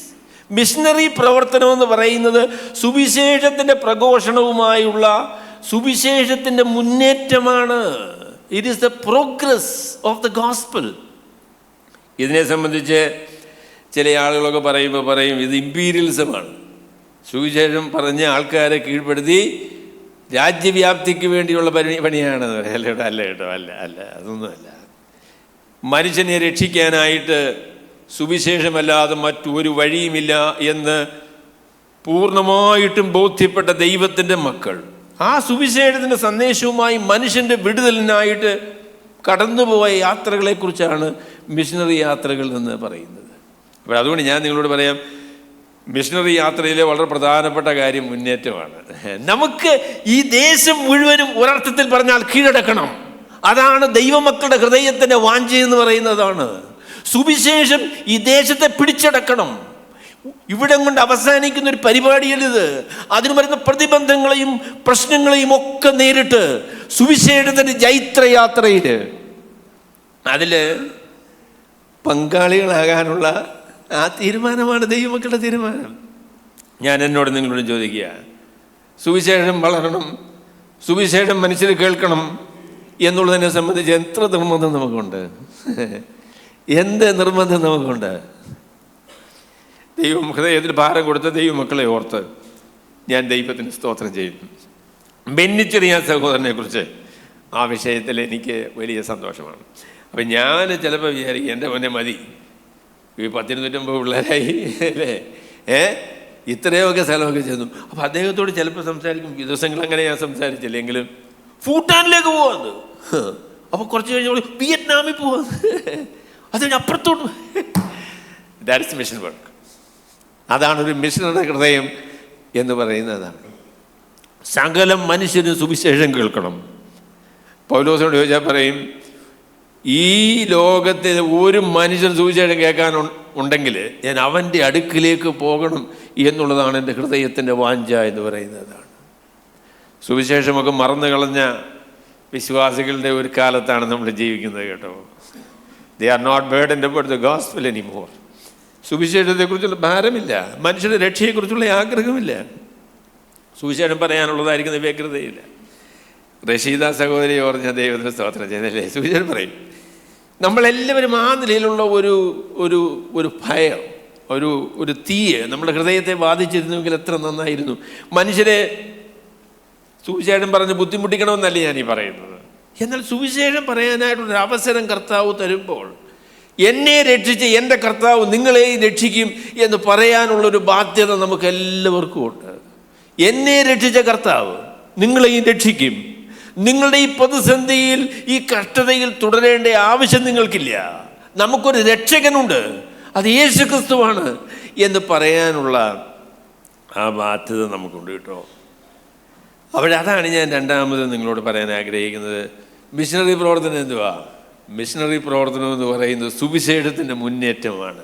സുവിശേഷം അറിയിക്കുവാനായിട്ട് പുതിയ പുതിയ സ്ഥലങ്ങളിലേക്ക് മുന്നോട്ട് അല്ലേ, മുന്നോട്ട് ഉള്ളതായ ആ വലിയ പ്രയാണമാണ് മിഷണറി പ്രവർത്തനം എന്ന് പറയുന്നത്. നമുക്ക് ഇന്ത്യ മഹാരാജ്യത്തിൽ ഒരുപാട് സ്ഥലങ്ങളുണ്ട്, വലിയ പ്രതികൂലങ്ങളൊക്കെ ഉണ്ട്. അതിനെക്കുറിച്ച് നമുക്ക് നാലാമത് പറയുമ്പോൾ ഞാൻ നിങ്ങളോട് പറഞ്ഞോളാം. എന്നാൽ സുവിശേഷം മനുഷ്യർ കേൾക്കണം, സുവിശേഷം അറിയണം എന്നുള്ള ഒരു വലിയ ആഗ്രഹം, അതിനുവേണ്ടിയുള്ള പ്രാർത്ഥന, അതിനുവേണ്ടി പണം മുടക്കാനുള്ള മനസ്സ്, അതൊക്കെ ദൈവമക്കൾക്ക് മടക്കി കിട്ടേണ്ട കാര്യമാണ്. We need to regain. ഈ പറഞ്ഞതായിരിക്കുന്ന ഭാരങ്ങൾ നമ്മൾ തിരിച്ചു പിടിക്കണം. അതാണ് മിഷണറി വേലയെക്കുറിച്ച് പറയുമ്പോൾ ഞാൻ രണ്ടാമത് പറയാൻ ആഗ്രഹിക്കുന്ന കാര്യം. മൂന്നാമത് പറയാൻ ആഗ്രഹിക്കുന്ന കാര്യം, അതിനെക്കുറിച്ച് പറഞ്ഞപ്പോൾ പരിശുദ്ധാത്മാവ് അവരെ പറഞ്ഞിട്ട് സെലൂക്കിയിലേക്ക് ചെന്നു. അവിടെ നിന്ന് കപ്പൽ കയറി കുപ്രോസ് ദ്വീപിലേക്ക് പോയി. സലമീസിൽ ചെന്ന് യഹൂദന്മാരുടെ പള്ളിയിൽ ദൈവവചനം അറിയിച്ചു. യോഹന്നാൻ അവർക്ക് ഭൃത്യനായിട്ടുണ്ടായിരുന്നു. അപ്പോൾ മൂന്നാമത് പറയാൻ കഴിയുന്ന കാര്യം, മിഷണറി പ്രവർത്തനത്തിലെ ഏറ്റവും പ്രധാനപ്പെട്ടത് ഞാൻ ഒന്ന് രണ്ട് പ്രാവശ്യം പറഞ്ഞു അല്ലേ. അന്നേരം മൂന്നാമത് പറയാം. മിഷണറി പ്രവർത്തനത്തിലെ ഏറ്റവും പ്രാധാന്യമേറിയ കാര്യം മിഷണറിയുടെ സന്ദേശമാണ്. മിഷണറി പ്രവർത്തനത്തിലെ ഏറ്റവും പ്രാധാന്യമേറിയ കാര്യമെന്ന് പറയുന്നത് മിഷണറിയുടെ സന്ദേശമാണ്. മിഷണറി പ്രവർത്തനം എന്ന് പറയുന്നത് പാവപ്പെട്ട മനുഷ്യർക്ക് ആഹാരം കൊടുക്കുന്നതും വസ്ത്രം കൊടുക്കുന്നതും അവരുടെ രോഗം മാറ്റുന്നതും ഹോസ്പിറ്റൽ ഉണ്ടാക്കുന്നതും വിദ്യാഭ്യാസം കൊടുക്കുന്നതും എല്ലാം നല്ല കാര്യമാണ് കേട്ടോ. അതൊന്നും കുഴപ്പമുള്ള കാര്യമല്ല. പക്ഷെങ്കിൽ അതിനേക്കാളൊക്കെ പ്രാധാന്യമുള്ള കാര്യം എന്ന് പറയുന്നത് സന്ദേശം. We need to proclaim the gospel. സുവിശേഷം അറിയിക്കുക എന്ന് പറയുന്നതാണ് സുവിശേഷം. മിഷണറി വേലയെക്കുറിച്ചുള്ള ഏറ്റവും പ്രാധാന്യമേറിയ ഘടകം എന്ന് പറയുന്നത് മിഷണറിയുടെ സന്ദേശമാണ്. The message of the missionary is the most important aspect of mission work. മിഷണറി പ്രവർത്തനത്തിലെ ഏറ്റവും പ്രധാനപ്പെട്ട കാര്യം എന്ന് പറയുന്നത് അദ്ദേഹം സുവിശേഷം പറയുന്നയാളാണ്, സുവിശേഷം പ്രഘോഷിക്കുന്നയാളാണ് എന്നതാണ്. അപ്പോൾ അതിനെക്കുറിച്ച് ഇവിടെ അതിനോട് ചേർത്ത് പറഞ്ഞൊരു വാക്കാണ്. എന്താ പറഞ്ഞത്? ഈ സുവിശേഷ പ്രഘോഷണത്തെക്കുറിച്ച് പറയുമ്പോൾ ഞാൻ ആദ്യമേ പറയാൻ ആഗ്രഹിക്കുന്ന കാര്യം, അപ്പം എൻ്റെ മൂന്നാമത്തെ പോയിൻറ്റിൻ്റെ സബ് പോയിൻ്റ് എന്താണെന്ന് ചോദിച്ചാൽ, നമ്മളുടെ അപ്പോസ്തോലിക പാരമ്പര്യം എന്താണ്? നമ്മൾ അപ്പോസ്തോലന്മാർ ചെയ്തതുപോലെയാണ് കാര്യങ്ങൾ ചെയ്യുന്നത് എന്നുള്ളതിലെ ഏറ്റവും പ്രധാനപ്പെട്ട കാര്യം എന്താ? ഞാൻ പറയാം. പീറ്റർ ഓബ്രയൻ എന്ന് പറയുന്ന വളരെ പ്രസിദ്ധനായിരിക്കുന്ന ഒരു പണ്ഡിതനുണ്ട്. പീറ്റർ ഓബ്രയൻ, നിങ്ങൾ വായിച്ചിട്ടുണ്ടോ അദ്ദേഹത്തെ? വായിക്കാൻ നല്ല ഒരാളാണ്. ഇച്ചിരി കട്ടിയാണ് കേട്ടോ, അത് ഇച്ചിരി കട്ടിയാണ്, പക്ഷേ എനിക്ക് നല്ല ആളാണ് പീറ്റർ ഓബ്രയൻ. അത് ഇന്ത്യയിൽ മിഷണറി ആയിരുന്നു.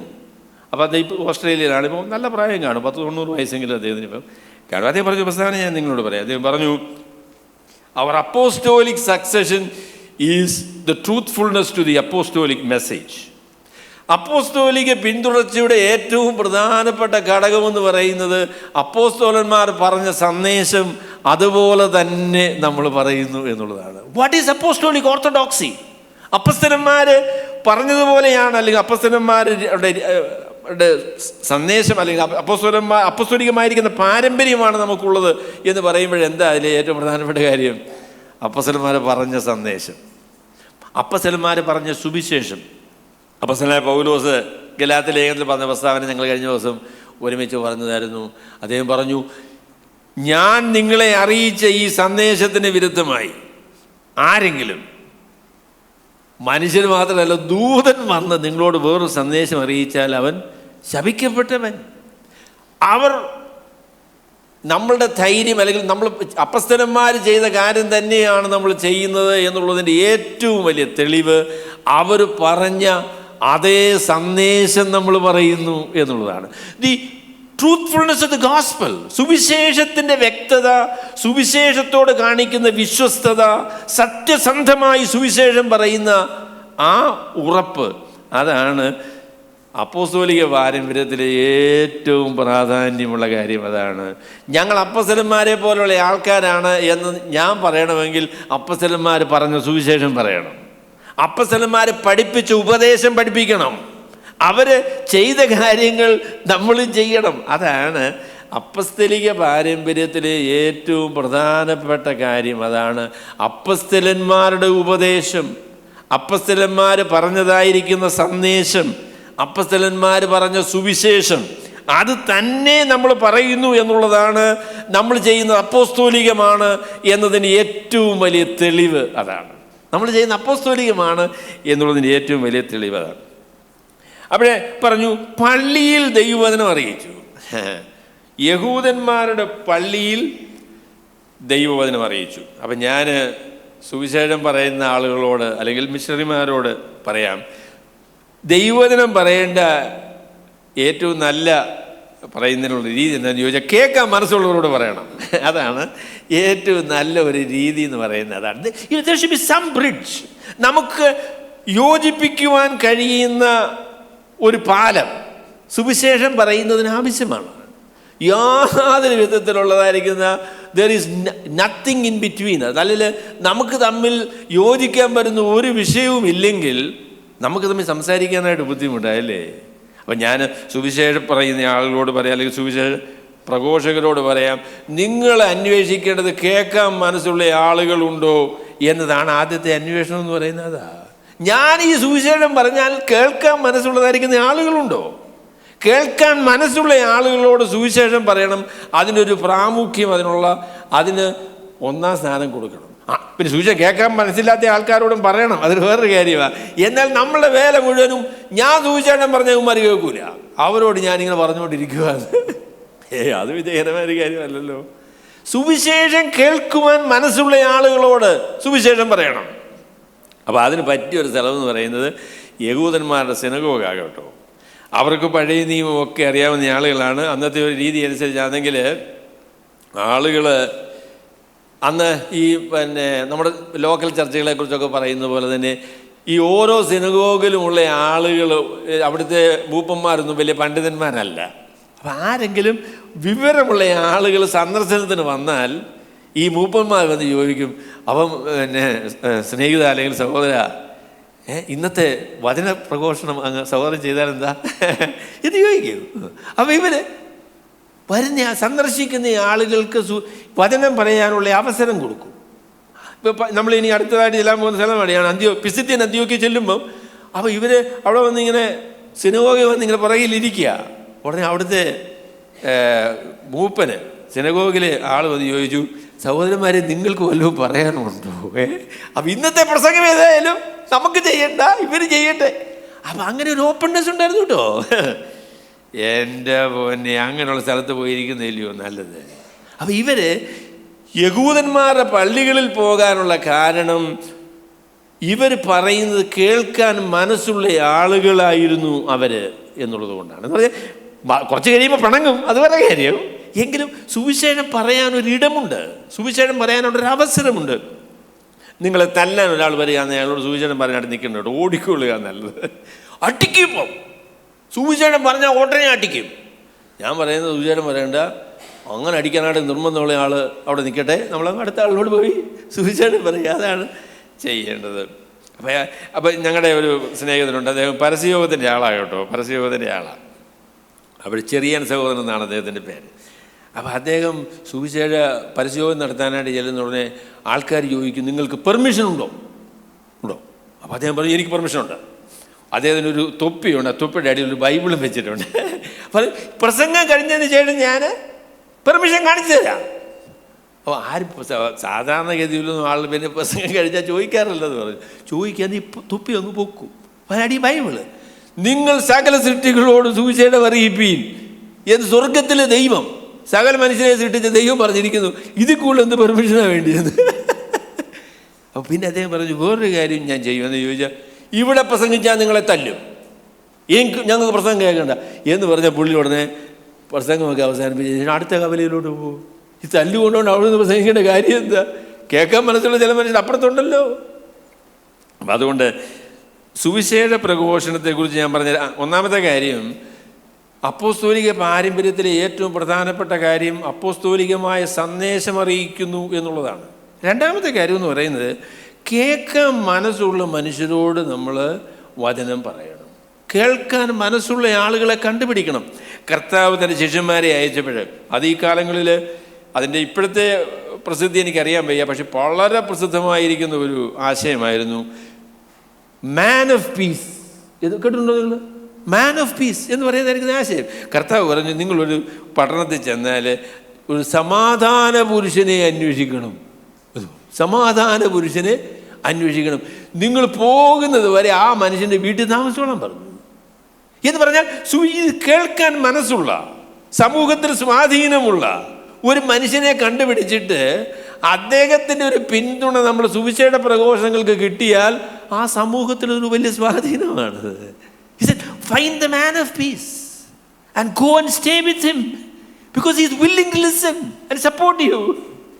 അപ്പോഴേ നമ്മളുടെ അന്വേഷണത്തിൽ വളരെ പ്രധാനപ്പെട്ട ഒരു കാര്യം, ഇദ്ദേഹം സുവിശേഷം കേൾക്കാൻ മനസ്സുള്ള ആളാണോ, നമ്മൾ പറഞ്ഞാൽ ഇദ്ദേഹം സ്വീകരിക്കാനായിട്ട് സാധ്യതയുള്ള ആളാണോ, അദ്ദേഹത്തിൻ്റെ പിന്തുണ എങ്ങനെ സുവിശേഷത്തെ അങ്ങനെയാണ് സെർഗ്യോസ് പൗലോസിൻ്റെ അടുക്ക വന്നത് കേട്ടോ. അങ്ങനെയാണ് സെർഗ്യോസ് പൗലോസിൻ്റെ അടുക്ക വന്നത്. അദ്ദേഹം സുവിശേഷം കേൾക്കാൻ താല്പര്യമുള്ള ഒരാളാണ് എന്നുള്ള കാര്യം പൗലോസിനും ബർന്നബാസിനും മനസ്സിലായി. ഗവർണർ രക്ഷിക്കപ്പെട്ട് കഴിഞ്ഞാൽ പിന്നെ ആ ദേശത്തിന് ഗുണമല്ലേ. അതിൽ ഒരു മറുവശമുണ്ടെന്നുള്ള കാര്യമൊക്കെ ശരിയാണ്, എന്നാൽ അതൊരു വലിയ കാര്യമാണ്. അപ്പോൾ അതാണ് ഞാൻ സുവിശേഷ ഘോഷണത്തെക്കുറിച്ച്. മൂന്നാമത് അവിടെ പറയുന്ന കാര്യം, മർക്കോസ്, യോഹന്നാൻ അവർക്ക് ഭൃത്യനായിട്ട് ഉണ്ടായിരുന്നു. ഈ ഭൃത്യൻ എന്നുള്ളതായിരിക്കുന്ന കുപ്രറ്റസ് എന്ന് പറയുന്നതായിരിക്കുന്ന ഒരു വാക്കാണ് ഭൃത്യൻ എന്ന് പറയുന്ന കാര്യം. എന്ന് പറഞ്ഞാൽ അദ്ദേഹം ഈ ഫിസിക്കലായിട്ടുള്ള വേലയെല്ലാം ചെയ്യുന്നയാൾ എന്ന് മാത്രം അദ്ദേഹത്തെക്കുറിച്ച് വിചാരിക്കേണ്ട കാര്യമില്ല. അണ്ടർ റോവർ എന്നാണ് അതിൻ്റെ ലിറ്ററൽ ട്രാൻസ്ലേഷൻ. അതാണ്. അപ്പോൾ ഒരു കപ്പൽ തുഴയുന്ന സമയത്ത് വലിയ പ്രധാനപ്പെട്ട ഇങ്ങനെ തുഴയുന്ന ആൾക്കാരുണ്ട് കേട്ടോ. എന്നിട്ട് ഇവരെ സഹായിക്കാനായിട്ട് പുറകെ നിൽക്കുന്ന സെക്കൻഡറി ആയിട്ട് നിൽക്കുന്ന ആൾക്കാരുണ്ട്. അപ്പോൾ അവരെയാണ് ഈ ഹ്യൂപ്പററ്റിസ് എന്ന് പറയുന്നതായിരിക്കുന്ന പേരതാ. അപ്പോൾ യോഹന്നാൻ അവർക്ക് സഹായിയായിട്ട് ഉണ്ടായിരുന്നു. അപ്പോൾ യോഹന്നാൻ്റെ പ്രാധാന്യം എന്താ? ഇത് എൻ്റെ ആശയമല്ല കേട്ടോ, ഒരു കമൻട്രി ഞാൻ വായിച്ചതാണ്, എനിക്കത് ഇഷ്ടപ്പെട്ടു. അപ്പോൾ അദ്ദേഹം പറഞ്ഞു, യോഹന്നാൻ കർത്താവായ യേശു ക്രിസ്തുവിൻ്റെ ക്രൂശീകരണം കണ്ടയാളാണ്. മർക്കോസ് അവിടെ യേശു ക്രിസ്തു നമ്മുടെ പാപങ്ങളുടെ പരിഹാരത്തിനായിട്ട് നമുക്ക് വേണ്ടി മരിച്ചു, അവനെ അവർ ക്രൂശിച്ചു. അവിടെ ആൾക്കാർ നിങ്ങൾക്ക് എങ്ങനെ അറിയാവുന്നതെന്ന്. അപ്പം മർക്കോസിനെ ഇടയ്ക്കും, ഇങ്ങ് വാടാ ഇവാ ഒന്ന് പറഞ്ഞേ. അവിടെ പറയും, എൻ്റെ സ്വന്തം കണ്ണുകൊണ്ട് ഞാൻ കണ്ടതാ കേട്ടു. ആ ക്രൂശുമായിട്ട് കർത്താവ് യാത്ര ചെയ്യുമ്പം അടുത്ത് നിൽക്കാൻ എനിക്ക് പേടിയായിരുന്നു, പക്ഷേ ഇതിൻ്റെ പുറകെ നിന്ന ഒരു മനുഷ്യനാണ് ഞാൻ. I saw him, I watched him. അവൻ ക്രൂശിക്കപ്പെട്ടത് ഞാൻ എൻ്റെ കണ്ണുകൊണ്ട് കണ്ടതാണ്. പിന്നെ ഉയർത്തെഴുന്നേറ്റതിന് ശേഷം കർത്താവ് പ്രത്യക്ഷപ്പെട്ടത് കണ്ടവരുടെ കൂട്ടത്തിലുമുണ്ട് മർക്കോസ്. അവിടെ സുവിശേഷത്തിൻ്റെ ഒരു ദൃക്സാക്ഷിയാണ്, സുവിശേഷത്തിലെ സംഭവങ്ങളുടെ ഒരു ദൃക്സാക്ഷിയാണ് മർക്കോസ് എന്ന് പറയുന്നതായിരിക്കുന്ന ഈ മനുഷ്യൻ. അപ്പോൾ അതുകൊണ്ടാണ് സഹായിയായിട്ട് മെയിൻ പ്രസംഗമൊന്നും പ്രസംഗിക്കാനൊന്നും മർക്കോസിനെ കൊണ്ട് അന്നേരം സാധിക്കുകയില്ല. പിന്നെ അദ്ദേഹം വലിയ പുള്ളിയായി എന്നുള്ള കാര്യം നമുക്കറിയാം. എന്നാൽ മരിച്ചതിനെക്കുറിച്ചും ഉയർത്തെഴുന്നേറ്റതിനെക്കുറിച്ചും കർത്താവിനെ കണ്ടതിനെക്കുറിച്ചൊക്കെ ചോദിക്കുമ്പോൾ ബർന്നബാസ് കണ്ടിട്ടുണ്ടോ എന്ന് എനിക്കറിയത്തില്ല, പക്ഷേ ഏതായാലും പൗലോസ് കണ്ടിട്ടില്ല. അപ്പോൾ മർക്കോസ് അവർക്ക് സഹായിയായിരുന്നു എന്ന് പറയുന്നതായിരിക്കുന്ന പ്രസ്താവന ആ നിലയിൽ സഹായകരമായിരിക്കുന്ന കാര്യമാണ്. അപ്പോൾ അവർ അവിടെ ചെന്ന് സുവിശേഷം പറഞ്ഞു. അപ്പോൾ അതിനെക്കുറിച്ച് ഒരു വാക്കൂടെ ഞാൻ പറയാം. അതെന്താണെന്ന് ചോദിച്ചാൽ, എൻ്റെ പൊന്നു സഹോദരങ്ങളെ, സുവിശേഷം പറയുക എന്ന ആ നിർബന്ധം, വ്യക്തമായ രീതിയിൽ സുവിശേഷം പറയുക എന്നത് ഒരു മിഷനറിയെ സംബന്ധിച്ചുള്ള ഏറ്റവും വലിയ യോഗ്യതയാണ്. വ്യക്തമായി മനുഷ്യരോട് സുവിശേഷം പറയുക. അവരുടെ പാപങ്ങൾക്ക് പരിഹാരമായി കർത്താവായ യേശു ക്രിസ്തു അവർക്ക് പകരക്കാരനായിട്ട് മരിച്ചു, അടക്കപ്പെട്ടു, ഉയർത്തെഴുന്നേറ്റു. ആ പാപപരിഹാര ബലിയിൽ വിശ്വസിച്ചാൽ അവർക്ക് രക്ഷിക്കപ്പെടാൻ പറ്റും എന്നുള്ളതായിരിക്കുന്ന സന്ദേശം വ്യക്തമായിട്ട് പറയുക എന്നത് ഒരു സുവിശേഷകൻ്റെ അല്ലെങ്കിൽ ഒരു മിഷണറിയുടെ ഏറ്റവും പ്രധാനപ്പെട്ട ഉത്തരവാദിത്വമാണ്. അപ്പോൾ ഇനി അടുത്തതായിട്ട് നാലാമത്തെ കാര്യം എല്ലാം എനിക്ക് പറഞ്ഞു തീർക്കാനായിട്ട് സാധിക്കുകയില്ല. അടുത്ത ആഴ്ച ഞാനൊരു അല്പം വിശദീകരണം അതിനെക്കുറിച്ച് പറയാം. നാലാമതായിട്ട് ഞാൻ പറയാൻ ആഗ്രഹിക്കുന്ന കാര്യം, സുവിശേഷത്തിൻ്റെ വളർച്ചയിൽ അല്ലെങ്കിൽ സുവിശേഷത്തിൻ്റെ മുന്നേറ്റത്തിൽ, മിഷണറി പ്രവർത്തനത്തിൽ സുവിശേഷത്തിനെതിരെ നിൽക്കുന്ന മനുഷ്യർ, പൈശാചിക ശക്തികൾ, അവയ്ക്ക് നേരെയുള്ള ഒരു പോരാട്ടം, അവയെ മറികടക്കാനുള്ള ഒരു ആവശ്യം വിശ്വാസി അല്ലെങ്കിൽ സുവിശേഷ പ്രഘോഷകന്മാർക്കുണ്ട്. There is an obstacle. നമ്മളുടെ മുൻപിൽ സുവിശേഷത്തിനെതിരെ നിൽക്കുന്ന പൈശാചിക ശക്തികളുണ്ട്. ആ പൈശാചിക ശക്തികളെ മറികടക്കേണ്ട ആവശ്യം, അവരോട് എതിർത്ത് നിന്ന് അതിനെ ജയിക്കേണ്ട ആവശ്യം സുവിശേഷ പ്രവർത്തനത്തിനുണ്ട്. അവിടെ ഈ സംഭവത്തിൽ ദൈവത്തിൻ്റെ പരിശുദ്ധാത്മാവ് സുവിശേഷ പ്രവർത്തനത്തിൻ്റെ ഉള്ള ഒരു ഉദാഹരണം അല്ലെങ്കിൽ ഒരു ചിത്രം നമുക്ക് കാണാനായിട്ട് സാധിക്കും. അങ്ങനെയാണ്. അപ്പം അവരെങ്ങനെ സുവിശേഷ വേലയ്ക്കായിട്ട് പോയി, അതവർ എങ്ങനെയാണ് സുവിശേഷം പറഞ്ഞത്, അതിനുശേഷം ഈ സുവിശേഷ പ്രവർത്തനത്തിനുണ്ടാകുന്ന തടസ്സം എന്താണ് എന്നതിനെ സംബന്ധിച്ച്. അപ്പോൾ ഈ തടസ്സത്തെക്കുറിച്ച് പറഞ്ഞ അതിൽ പ്രമുഖനായിരിക്കുന്ന ക്യാരക്ടർ എന്ന് പറയുന്നത് എലീമാസ് എന്ന് പറയുന്ന, ബറിയേശു എന്നാണ് അദ്ദേഹത്തിന് മറ്റേ പേര്. ഈ എലീമാസ് എന്നും വിദ്വാൻ എന്നും ഒക്കെ പരിഭാഷപ്പെടുത്തിയിരിക്കുന്ന വാക്ക് മാഗോയി എന്ന് അറിയാമോ? അയ്യോ, മാഗോയെ അറിയാൻ പറ്റാത്തത് ശരിയല്ലല്ലോ. ഈ മാഗോയെ നമ്മൾ ആദ്യം കാണുന്നത് എവിടെയാണെന്നറിയാമോ? അത് മത്തായി സുവിശേഷം 2-ാമത്തെ അധ്യായത്തിൽ വിദ്വാൻമാർ വന്നു. മാജായി. അപ്പോൾ ഈ വിദ്വാൻമാർ, അപ്പം അത് അവിടെ വന്ന വിദ്വാൻമാർ കുഴപ്പമുള്ള ആൾക്കാരായിരുന്നില്ല. ഇവിടെ നല്ല മനുഷ്യരായിരുന്നു. അവർ കർത്താവിൻ്റെ ജനനം കണ്ട് കർത്താവിനെ ആരാധിക്കാനായിട്ട് വന്ന ആൾക്കാർ. എന്നാൽ മാജായി എന്ന് പറയുന്ന വാക്ക് പൊതുവെ പറയുമ്പോൾ കള്ളന്മാരാണ്. ഇവര് ക്ഷുദ്രപ്രയോഗക്കാരായിരിക്കുന്ന ആളുകളാണ്. പൈശാചിക ശക്തി ഉപയോഗിച്ച് ദൈവ സ്വാധീനമുണ്ട് എന്ന് കാപട്യമായിട്ട് തെളിയിക്കുന്ന ആളുകളാണ് ഈ മാജായി എന്ന് പറയുന്ന ആൾ. ഇപ്പോൾ ഇംഗ്ലീഷിലെ പരിഭാഷ നിങ്ങൾ നോക്കിയാൽ അറിയാം. ദേ ഡിഡ്ന്റ് ട്രാൻസ്ലേറ്റ് അതിന് വിദ്വാൻമാർ എന്ന് അല്ലെങ്കിൽ വൈസ്മെൻ എന്ന് പരിഭാഷപ്പെടുത്തിയിട്ടില്ല. അവരെ പറയുന്നത് എ മജീഷ്യൻ അതല്ലേ, മജീഷ്യൻ എന്നാണ് അതിനെ പരിഭാഷപ്പെടുത്തിയിരിക്കുന്നത്. എന്ന് പറഞ്ഞാൽ ഇത് ക്ഷുദ്രപ്രയോഗം കൊണ്ട്, ജാലവിദ്യ കൊണ്ട് മനുഷ്യരെ കളിപ്പിക്കുന്ന ആളാണ്. പക്ഷേ ഇദ്ദേഹത്തിൻ്റെ ഒരു പ്രത്യേകത എന്താണെന്ന് ചോദിച്ചാൽ, ഇദ്ദേഹത്തിൻ്റെ പേരെന്തുവാ? ബറിയേശു. ബറിയേശു എന്ന് പറഞ്ഞാൽ എൻ്റെ അർത്ഥം എന്തുവാ? യേശുവിൻ്റെ മകൻ. ബറിയോന ശിമോൻ എന്ന് പറഞ്ഞാൽ എന്തുവാ അർത്ഥം? എന്തുവാ ജോസഫേ? ബറിയോന ശിമോൻ എന്നാൽ ശിമോൻ്റെ മകനെന്നാണ് അതിൻ്റെ അർത്ഥം. ബാർ എന്ന് പറഞ്ഞാൽ മകൻ, അത് ആരാമ്യ വാക്കാണ്. അവിടെ ഇദ്ദേഹത്തിൻ്റെ പേര് ബറിയേശു, യേശുവിൻ്റെ മോൻ. എന്തുവാ പണി? എൻ്റെ പൊന്നെ, ക്ഷുദ്രപ്രയോഗമാ പണി. എൻ്റെ പൊന്നു സഹോദരങ്ങളെ, ഞാനത് ഒരല്പം അലിഗറിയാന്ന് എനിക്കുള്ള കാര്യം എനിക്കറിയാം. എങ്കിലും ഞാൻ പറയാം, ഈ വലിയ പേരും പെരുമയും ഒക്കെ ഉള്ള ആൾക്കാരെ അങ്ങ് പച്ചയ്ക്ക് വിശ്വസിക്കരുത് കേട്ടോ. പേരെന്താന്ന് ചോദിച്ചോ? കയ്യൊക്കെ അത്ഭുതങ്ങൾ പ്രവർത്തിക്കുന്ന ദൈവദാസൻ. ഒരാൾ പറഞ്ഞപ്പം ഒരാളിനെ പരിചയപ്പെടുത്തി നിങ്ങൾ കേട്ട് കാണും അല്ലേ? ഞാൻ നേരത്തെ പറഞ്ഞിട്ടുള്ളതാ പറഞ്ഞു. അപ്പോഴേ ഈ പറഞ്ഞപ്പം പാവപ്പെട്ട കർത്താവിൻ്റെ വിലയേറിയ ദാസനാന്ന് പറഞ്ഞു. അപ്പം ഞങ്ങളുടെയൊക്കെ പെന്തക്കോസ്തിലൊക്കെ ആണെങ്കിൽ അങ്ങനെ ഈ വിലയേറിയ ദാസന്മാരെന്ന് ഉള്ള പരിചയമുണ്ട്. അപ്പോൾ പറഞ്ഞു വന്നപ്പോൾ പാവപ്പെട്ട എന്നൊക്കെ ഏതാണ്ട് പുള്ളി കൺഫ്യൂസ്ഡ് ആയിപ്പോയി. അപ്പോൾ പറഞ്ഞു പാവപ്പെട്ട കർത്താവിൻ്റെ വിലയേറിയ ദാസനാണിത്. അയ്യോ, അങ്ങനെയൊക്കെയുള്ള അണ്ണന്മാരുണ്ട് കേട്ടോ. വിലയേറിയ ദാസനാണ്.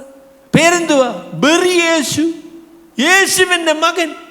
ആളാരാ? കള്ളപ്രവാചകൻ. അവിടെ ഞാൻ പറയാം, സുവിശേഷത്തിനെതിരെ നിൽക്കുന്നതിൽ ഒരു പ്രധാന വിഭാഗമെന്ന് പറയുന്നത് ഈ കള്ളപ്രവാചകന്മാരാകട്ടോ. സുവിശേഷത്തിന് എതിര് നിൽക്കുന്നതിൽ ഒരു പ്രധാനപ്പെട്ട വിഭാഗം എന്ന് പറയുന്നത് ഈ കള്ളപ്രവാചകന്മാരായിട്ടുള്ള ആളുകളാണ്. അപ്പം അവർ ബെറിയേശു എന്നാണ് ഇവൻ്റെ പേര്. എലീമാസ് എന്ന് പറഞ്ഞാലും ഈ മാജായി എന്നുള്ളതിൻ്റെ വേറെ ഒരു വാക്കാണ് ഈ എലീമാസ് എന്ന് പറയുന്നത്. അപ്പം ഇവൻ ക്ഷുദ്രപ്രയോഗക്കാരനായിരിക്കുന്ന മജീഷ്യനായിരിക്കുന്ന ഒരാളാണ്. എന്നാൽ ഇവൻ്റെ പ്രത്യേകത എന്താണെന്ന് ചോദിച്ചാൽ ഇവൻ യഹൂദന്. അയ്യോ, അതൊരു ഭയങ്കര പരിപാടിയാണല്ലോ. യഹൂദന്മാർക്ക് ക്ഷുദ്രപ്രയോഗവും ഇങ്ങനെയുള്ള പരിപാടികളുമായിട്ട് യാതൊരു ബന്ധവും അനുവദിച്ചിട്ടുള്ള കാര്യമല്ല. എന്നാൽ ഇവൻ ക്ഷുദ്രപ്രയോഗം ചെയ്ത് ആളുകളെ കളിപ്പിച്ച് ആ നിലയിൽ ജീവിക്കുന്ന ഒരു യഹൂദനാണ്. എൻ്റെ പ്രിയമുള്ളവരെ, ഞാൻ പറയാം, ഒരു പക്ഷേ ലൂക്കോസ് വിചാരിക്കുന്നതെന്ന് ചോദിച്ചാൽ യഹൂദ മതം എത്രത്തോളം അധപ്പതിച്ചു പോയി എന്നുള്ളതിൻ്റെ ഒരു ഉദാഹരണം കൂടെ ആയിരിക്കാം ഈ സംഭവം എന്ന് പറയുന്നത്. യഹൂദന്മാരുടെ പണിയെന്ന് ഇവിടെ ഏക സത്യദൈവം ആയിരിക്കുന്ന, സത്യദൈവമായിരിക്കുന്ന ഇസ്രയേൽ അബ്രഹാമിനെയും ഇസഹാക്കിനെയും യാക്കോബിനെയും ദൈവത്തെ ആരാധിച്ച് വന്നതായിരിക്കുന്ന ആളുകൾ ഇവ ക്ഷുദ്രപ്രയോഗമാണ് ഇവൻ്റെ പണിയെന്ന് പറയുന്നത്. അതാണ്. അപ്പം ഈ മാജായി എന്ന് പറയുന്ന ആൾ, പത്രോസും ഇങ്ങനെ ഒരുത്തിനെ കണ്ടു കേട്ടോ, മഹദി, നമ്മൾ നേരത്തെ പറഞ്ഞത് അല്ലേ. സൈമൺ മാഗസ്, ശിമയോൻ എന്ന് പറയുന്നതായിരിക്കുന്ന ഒരു മഹദിയെക്കുറിച്ച് നമ്മൾ നേരത്തെ കണ്ടതാണ്. ഏതായാലും ശരി, ഇദ്ദേഹവും ഇതുപോലൊരു മഹദിയാണ്, വിദ്വാനാണെന്നാണ് അദ്ദേഹത്തിൻ്റെ നിലപാടെന്ന് പറയുന്നത്. അദ്ദേഹം വലിയ വിദ്വാനാണ്, വലിയ പരിജ്ഞാനമുള്ള ആളാണ്, ദൈവത്തോട് ബന്ധമുള്ള ആളാണ്, ദൈവിക ശക്തിയുള്ള ആളാണ് എന്നൊക്കെയാണ് ഇദ്ദേഹം പറയുന്നത്. അവിടെ ഈ മനുഷ്യനെക്കുറിച്ച് പറയുന്നത്, ബെറിയേശു എന്ന പേരുള്ള യഹൂദനായ കള്ളപ്രവാചകനായ ഒരു മനുഷ്യനെ കണ്ടു. അവൻ ബുദ്ധിമാനായ സെർഗിയോസ് പൗലോസ് എന്ന ദേശാധിപതിയോടുകൂടെ ആയിരുന്നു. അവിടെ ഈ ഇൻസിഡൻറ്റ് നമ്മളൊന്ന് ശ്രദ്ധിച്ച് നോക്കിയാൽ നമുക്കറിയാം, ഈ പൗലോസും ബർന്നബാസും കൂടെ പാംഫോസിൽ വന്ന സമയത്ത് ഈ ബെറിയേശു എന്ന് പറയുന്ന, ഈ എലിമാസ് എന്ന് പറയുന്ന ആളിനെ അവർ കണ്ടു, പരിചയപ്പെട്ടു. അവരുമായിട്ട് സംവാദമായി, അവർ തമ്മിൽ ആശയ സംഘർഷമായി. അപ്പം ഈ കാര്യം സെർഗിയോസ് പൗലോസ് എന്ന് പറയുന്ന ദേശാധിപതി അറിഞ്ഞു. പൗലോസും ബർന്നബാസും എന്ന് പറയുന്ന രണ്ട് പേര് വന്നു. ഈ എലിമാസ് എന്ന് പറയുന്ന ആളുമായിട്ട് വാദപ്രതിവാദങ്ങളൊക്കെ നടത്തി. അവർ പറഞ്ഞത് തക്ക നിലയിൽ മറുപടി പറയാനായിട്ട് എലീമാസിന് സാധിച്ചില്ല എന്നൊക്കെയുള്ള കാര്യം സെർഗിയോസ് പൗലോസ് അത് ബുദ്ധിമാനായ ഒരു മനുഷ്യനായിരുന്നു. ബുദ്ധിമാനെന്ന് പറയുന്നത് ദൈവവചനം കേൾക്കാൻ മനസ്സുള്ള ഒരാളാണ്. അതാണ് ഈ ബുദ്ധിയുടെ ഏറ്റവും വലിയ ലക്ഷണം എന്ന് പറയുന്നത്. അതാണ് ദൈവവചനം കേൾക്കാനായിട്ട് മനസ്സുള്ളതായിരിക്കുന്ന ഒരു മനുഷ്യനാണ്. അപ്പോൾ അദ്ദേഹം സെർഗിയോസ് പൗലോസൊക്കെ ഇങ്ങനെ കറക്കിയിട്ടിരിക്കുകയായിരുന്നു പുള്ളിയൊക്കെ. ഈ ബെറിയേശു എന്ന് പറയുന്ന ഇയാൾ പുള്ളി ഇങ്ങനെ കറക്കിയിട്ടിരിക്കുക. അപ്പോൾ അദ്ദേഹത്തിൻ്റെ ശക്തിയൊക്കെ കാണിച്ചിരിക്കുക. അപ്പോൾ വേറെ ഇവർ വന്നു കഴിഞ്ഞപ്പോൾ ഇദ്ദേഹവുമായിട്ടൊക്കെ സംസാരിച്ചപ്പം എലീമാസിന് തക്കതായിരിക്കുന്ന മറുപടി ഒന്നുമില്ല എന്നുള്ള കാര്യം ഒരു സംശയം സെർഗിയോസ് പൗലോസിന് തോന്നി. അപ്പോൾ അവരോട് പറഞ്ഞു, ബർന്നബാസും പൗലോസും വന്ന് ഈ വിഷയത്തെക്കുറിച്ച് വിശദമായിട്ടൊന്ന് പറയണം എന്ന് പറഞ്ഞു. പക്ഷെങ്കിൽ അങ്ങനെ ഒരു തീരുമാനം സെർഗിയോസ് പൗലോസ് എടുത്തപ്പോൾ എലീമാസ് എന്ന വിദ്വാൻ, ഇതാകുന്നു അവൻ്റെ പേരിൻ്റെ അർത്ഥം, അവരോട് എതിർത്തു നിന്നു, ദേശാധിപതിയുടെ വിശ്വാസം തടുത്തു കളവാൻ ശ്രമിച്ചു. അപ്പോൾ ആ പ്രസ്താവന പറഞ്ഞ് ഞാൻ അവസാനിപ്പിക്കാം. ബാക്കി കാര്യം ഞാൻ ഇനി അടുത്ത ആഴ്ച പറഞ്ഞോളാം. പ്രിയമുള്ളവരെ, ഞാൻ പറയാം, ലോകത്തിൽ പിശാചിനുള്ള ഏറ്റവും വലിയ ആഗ്രഹം എന്ന് പറയുന്നത് മനുഷ്യർ സുവിശേഷം വിശ്വസിക്കാതിരിക്കത്തക്കവണ്ണം അതിനെ തടയുക എന്ന് പറയുന്നതാണ്. പിശാചിൻ്റെ ഏറ്റവും വലിയ പരിപാടി എന്ന് പറയുന്നത് സുവിശേഷം മനുഷ്യർ വിശ്വസിക്കാതിരിക്കുവാൻ കഴിയും വിധം സുവിശേഷത്തെ തടയുക, സുവിശേഷത്തിൻ്റെ സ്വാധീനത്തെ ഇല്ലായ്മ ചെയ്യുക. അതാണ് അവിശ്വാസികൾ പിശാച് ചെയ്യുന്ന ഏറ്റവും വലിയ കാര്യം, ഏറ്റവും അപകടകരമായ കാര്യം എന്ന് പറയുന്നത് അതാണ്. ഞാൻ മുസ്ലിം സ്നേഹിതന്മാരെക്കുറിച്ച് ഒരു വാക്ക് പറഞ്ഞ് അത് പറഞ്ഞാൽ പിന്നെ ബാക്കി കാര്യം ഞാൻ അടുത്ത ആഴ്ച പറഞ്ഞോളാം. മുസ്ലിങ്ങൾ അവർ സംസാരിക്കുന്നറിയാം.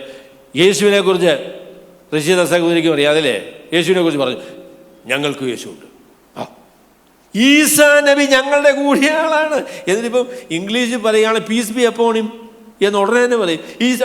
ഈസാ പ്രോഫറ്റ് ഈസാ പീസ് ബി അപ്പോൺ ഹിം എന്ന് പറയാം. ഞങ്ങൾക്ക് ഈസ ഉണ്ട്. ശരി, ഈസ ഉണ്ട്. ശരി ശരി, നിങ്ങളുടെ ഈസ എങ്ങനെയുണ്ട്? 1-2 പ്രശ്നം നമുക്കുണ്ട്. ഈ ഈസയ്ക്ക് ഉണ്ട്. ഈസ ദൈവപുത്രനല്ല. ഓ, അത് ശരി, ദൈവപുത്രനല്ല, ദൈവമല്ല. ഓ, അത് ശരി. പിന്നെന്താ പ്രശ്നം? യേശു ക്രിസ്തു മരിച്ചിട്ടുമില്ല, ഉയർത്തെഴുന്നേറ്റിട്ടുമില്ല. അത് നല്ല ഈസയാണെന്നില്ല. പിന്നെ ഈസായിക്ക് എന്താ ബാക്കിയുള്ളത്? ഈ ഈസായിക്ക് എന്താ? യാതൊരു ഉപദ്രവവും ഇല്ലാത്ത, ആരെക്കൊണ്ട് ഒരു ദോഷവും പറയാതിരിക്കാത്ത, ഒരു ഉപദ്രവവും ചെയ്യാത്ത ഒരു ഈസായെ ഉണ്ടാക്കി വെച്ചിരിക്കുക. ഈസ ദൈവമല്ല, ദൈവപുത്രനല്ല, മരിച്ചിട്ടില്ല, ഉയർത്തെഴുന്നേറ്റിട്ടുമില്ല. ഈ ഈസായെ കൊണ്ട് എന്താ ഗുണം? അപ്പം അവർ ഒരു കാര്യമേ ചെയ്തുള്ളൂ കേട്ടോ, അവർ സുവിശേഷത്തെ ഇല്ലായ്മ ചെയ്തു. അതാണ് അവർ ചെയ്തത്. സുവിശേഷത്തെ ഇല്ലായ്മ ചെയ്തു. യേശുക്രിസ്തു ദൈവം മനുഷ്യനായി തീർന്ന വ്യക്തിയല്ലെങ്കിൽ, യേശുക്രിസ്തു മരിച്ചിട്ടില്ല, അടക്കപ്പെട്ടിട്ടില്ല, ഉയർത്തെഴുന്നേറ്റിട്ടില്ല എങ്കിൽ നമ്മളുടെ വിശ്വാസം വ്യർത്ഥം. നമുക്ക് യാതൊരു സുവിശേഷവും പിന്നെ ബാക്കിയില്ല. അതാണ് ഇവർ ചെയ്യുന്ന കാര്യം എന്ന് പറയുന്നത്. എൻ്റെ ജ്യേഷ്ഠൻ പറഞ്ഞൊരു പ്രസ്താവന, അത് പറഞ്ഞ് ഞാൻ അവസാനിപ്പിക്കാമെന്ന് ഇവർ 2-3 പ്രാവശ്യം പറഞ്ഞില്ലേ? എനിവേ അവസാനിപ്പിക്കാം. അദ്ദേഹം പറഞ്ഞു, യേശുക്രിസ്തു മരിച്ചടക്കപ്പെട്ട് ഉയർത്തെഴുന്നേറ്റ് സുവിശേഷ ലോകത്തിലെല്ലാം ചെന്ന് കഴിഞ്ഞപ്പോൾ പിശാചാകപ്പാടെ വരുണ്ടു. എന്നിട്ട് ഒരു റിസർച്ച് ഗ്രൂപ്പിനെ പിശാച് കണ്ടുപിടിച്ചു. 650 വർഷം റിസർച്ച് ചെയ്തു. എന്നിട്ട് കണ്ടുപിടിച്ച പരിപാടിയാണ് ഈ ഇസ്ലാം എന്ന് പറയുന്ന പരിപാടി. സുവിശേഷത്തെയും യേശുക്രിസ്തുവിനെയും മനുഷ്യരുടെ മനസ്സിൽ നിന്ന്, ഹൃദയത്തിൽ നിന്ന് മാറ്റി നിർത്തുവാനുള്ള പരിപാടി എന്താണ് എന്ന് കണ്ടുപിടിച്ചതാണ് ഇസ്ലാം എന്ന് പറയുന്ന കാര്യം. കത്തോലിക്കരും മോശമല്ല കേട്ടോ, സുവിശേഷം അവരും എടുത്തു കളഞ്ഞു. എൻ്റെ പൊന്നു സഹോദരങ്ങളെ, ഞാൻ പറയാം, പറഞ്ഞ കാര്യം ഞാൻ പറയാം. സുവിശേഷം അല്ലെങ്കിൽ നമ്മളുടെ മിഷണറിമാരുടെ മിഷണറി വേലയുടെ ധൈര്യം എന്ന് പറയുന്നത് ദൈവത്തിൻ്റെ പരിശുദ്ധാത്മാവ് നമ്മളെ അയച്ചിരിക്കുന്നു. ദൈവത്തിൻ്റെ പരിശുദ്ധാത്മാവ്, ദൈവം നമ്മളോടുകൂടെ ഉണ്ട് എന്നുള്ളതാണ് അതിലെ ഏറ്റവും വലിയ ധൈര്യം എന്ന് പറയുന്നത്. രണ്ടാമെന്ന് പറയുന്നത് മിഷണറി വേലയുടെ ഏറ്റവും പ്രധാനപ്പെട്ട കാര്യം മുന്നേറ്റമാണ്. ഒരു സ്ഥലത്ത് നിന്ന് മറ്റൊരു സ്ഥലത്തേക്ക്, സുവിശേഷം എത്തിയിട്ടില്ലാത്ത ഇടങ്ങളിലേക്ക് ഉള്ള ഒരു ജൈത്രയാത്രയാണ് യഥാർത്ഥത്തിൽ മിഷൻ വേല എന്ന് പറയുന്നത്. അതാണ് മൂന്നാമത് പറയാൻ കഴിയുന്നത്. മിഷൻ പ്രവർത്തനത്തിലെ ദൗത്യമെന്ന് പറയുന്നത് ദൈവത്തിൻ്റെ വചനം മനുഷ്യരെ അറിയിക്കുക, സുവിശേഷം മനുഷ്യരെ അറിയിക്കുക എന്നുള്ളതാണ്. മിഷണറി വേലയുടെ ലക്ഷ്യമെന്ന് പറയുന്നത് സുവിശേഷത്തിൻ്റെ പ്രഘോഷണമാണ്. സുവിശേഷം വ്യക്തമായി മനുഷ്യരെ അറിയിക്കുന്നതാണ്. നാലാമത് പറയാനുള്ളത്, ഈ പണിയിൽ പിശാചിൻ്റെയും പിശാചിൻ്റെ ഏജൻറ്റുമാരായിരിക്കുന്ന ഈ ആളുകളുടെയും വലിയ എതിർപ്പിനെ നമുക്ക് നേരിടേണ്ടതായിട്ട് വരും. അതിനെ മറികടന്ന് മാത്രമേ സുവിശേഷത്തിന് മുൻപോട്ട് പോകാനായിട്ട് സാധിക്കുള്ളൂ. അതുകൊണ്ട് നമുക്ക് പറയാനുള്ളത്, നമുക്കിവരോട് എല്ലാവരോടും വലിയ പോരാട്ടമുണ്ട്. ആയുധമൊന്നും എടുത്തുള്ളതല്ല, ആശയം കൊണ്ട്, സുവിശേഷം കൊണ്ട് ഉള്ളതായിരിക്കുന്നൊരു വലിയ പോരാട്ടമുണ്ട്. അതുകൊണ്ട് ഞാൻ പറയാം, അപ്പോളജറ്റിക്സിന് വലിയ സ്ഥാനമുണ്ട് കേട്ടോ. ഇവർ പറയുന്നതിലുള്ളതായിരിക്കുന്ന പൊള്ളത്തരം നമുക്ക് തെളിയിച്ചു കൊടുക്കാനുള്ള ആവശ്യമുണ്ട്. ബുദ്ധിപൂർവ്വം ചെയ്യണം, വെറുതെ അടിയും ഒന്നും വാങ്ങിക്കണ്ട, എങ്കിലും ബുദ്ധിപൂർവ്വം അടിയണം. പക്ഷേ അത് ചെയ്തേ ഒക്കത്തുള്ളൂ. അപ്പോൾ അതുകൊണ്ട് എൻ്റെ പൊന്ന സഹോദരങ്ങളെ, we are all involved in the missionary progress of the gospel. സുവിശേഷത്തിൻ്റെ ജൈത്രയാത്രയിൽ നമ്മളെല്ലാവരും പങ്കുകാരാണ്. സുവിശേഷം വിജയിക്കും. അതിൻ്റെ പിന്നിൽ നിൽക്കുവാൻ സ്വർഗത്തിലെ ദൈവം നമ്മളെ എല്ലാവരെയും ഈ നാളുകൾ ഉത്സാഹിപ്പിക്കട്ടെ എന്ന് പ്രാർത്ഥിച്ചുകൊണ്ട് ഞാൻ എൻ്റെ വാക്കുകളെ ചുരുക്കുന്നു.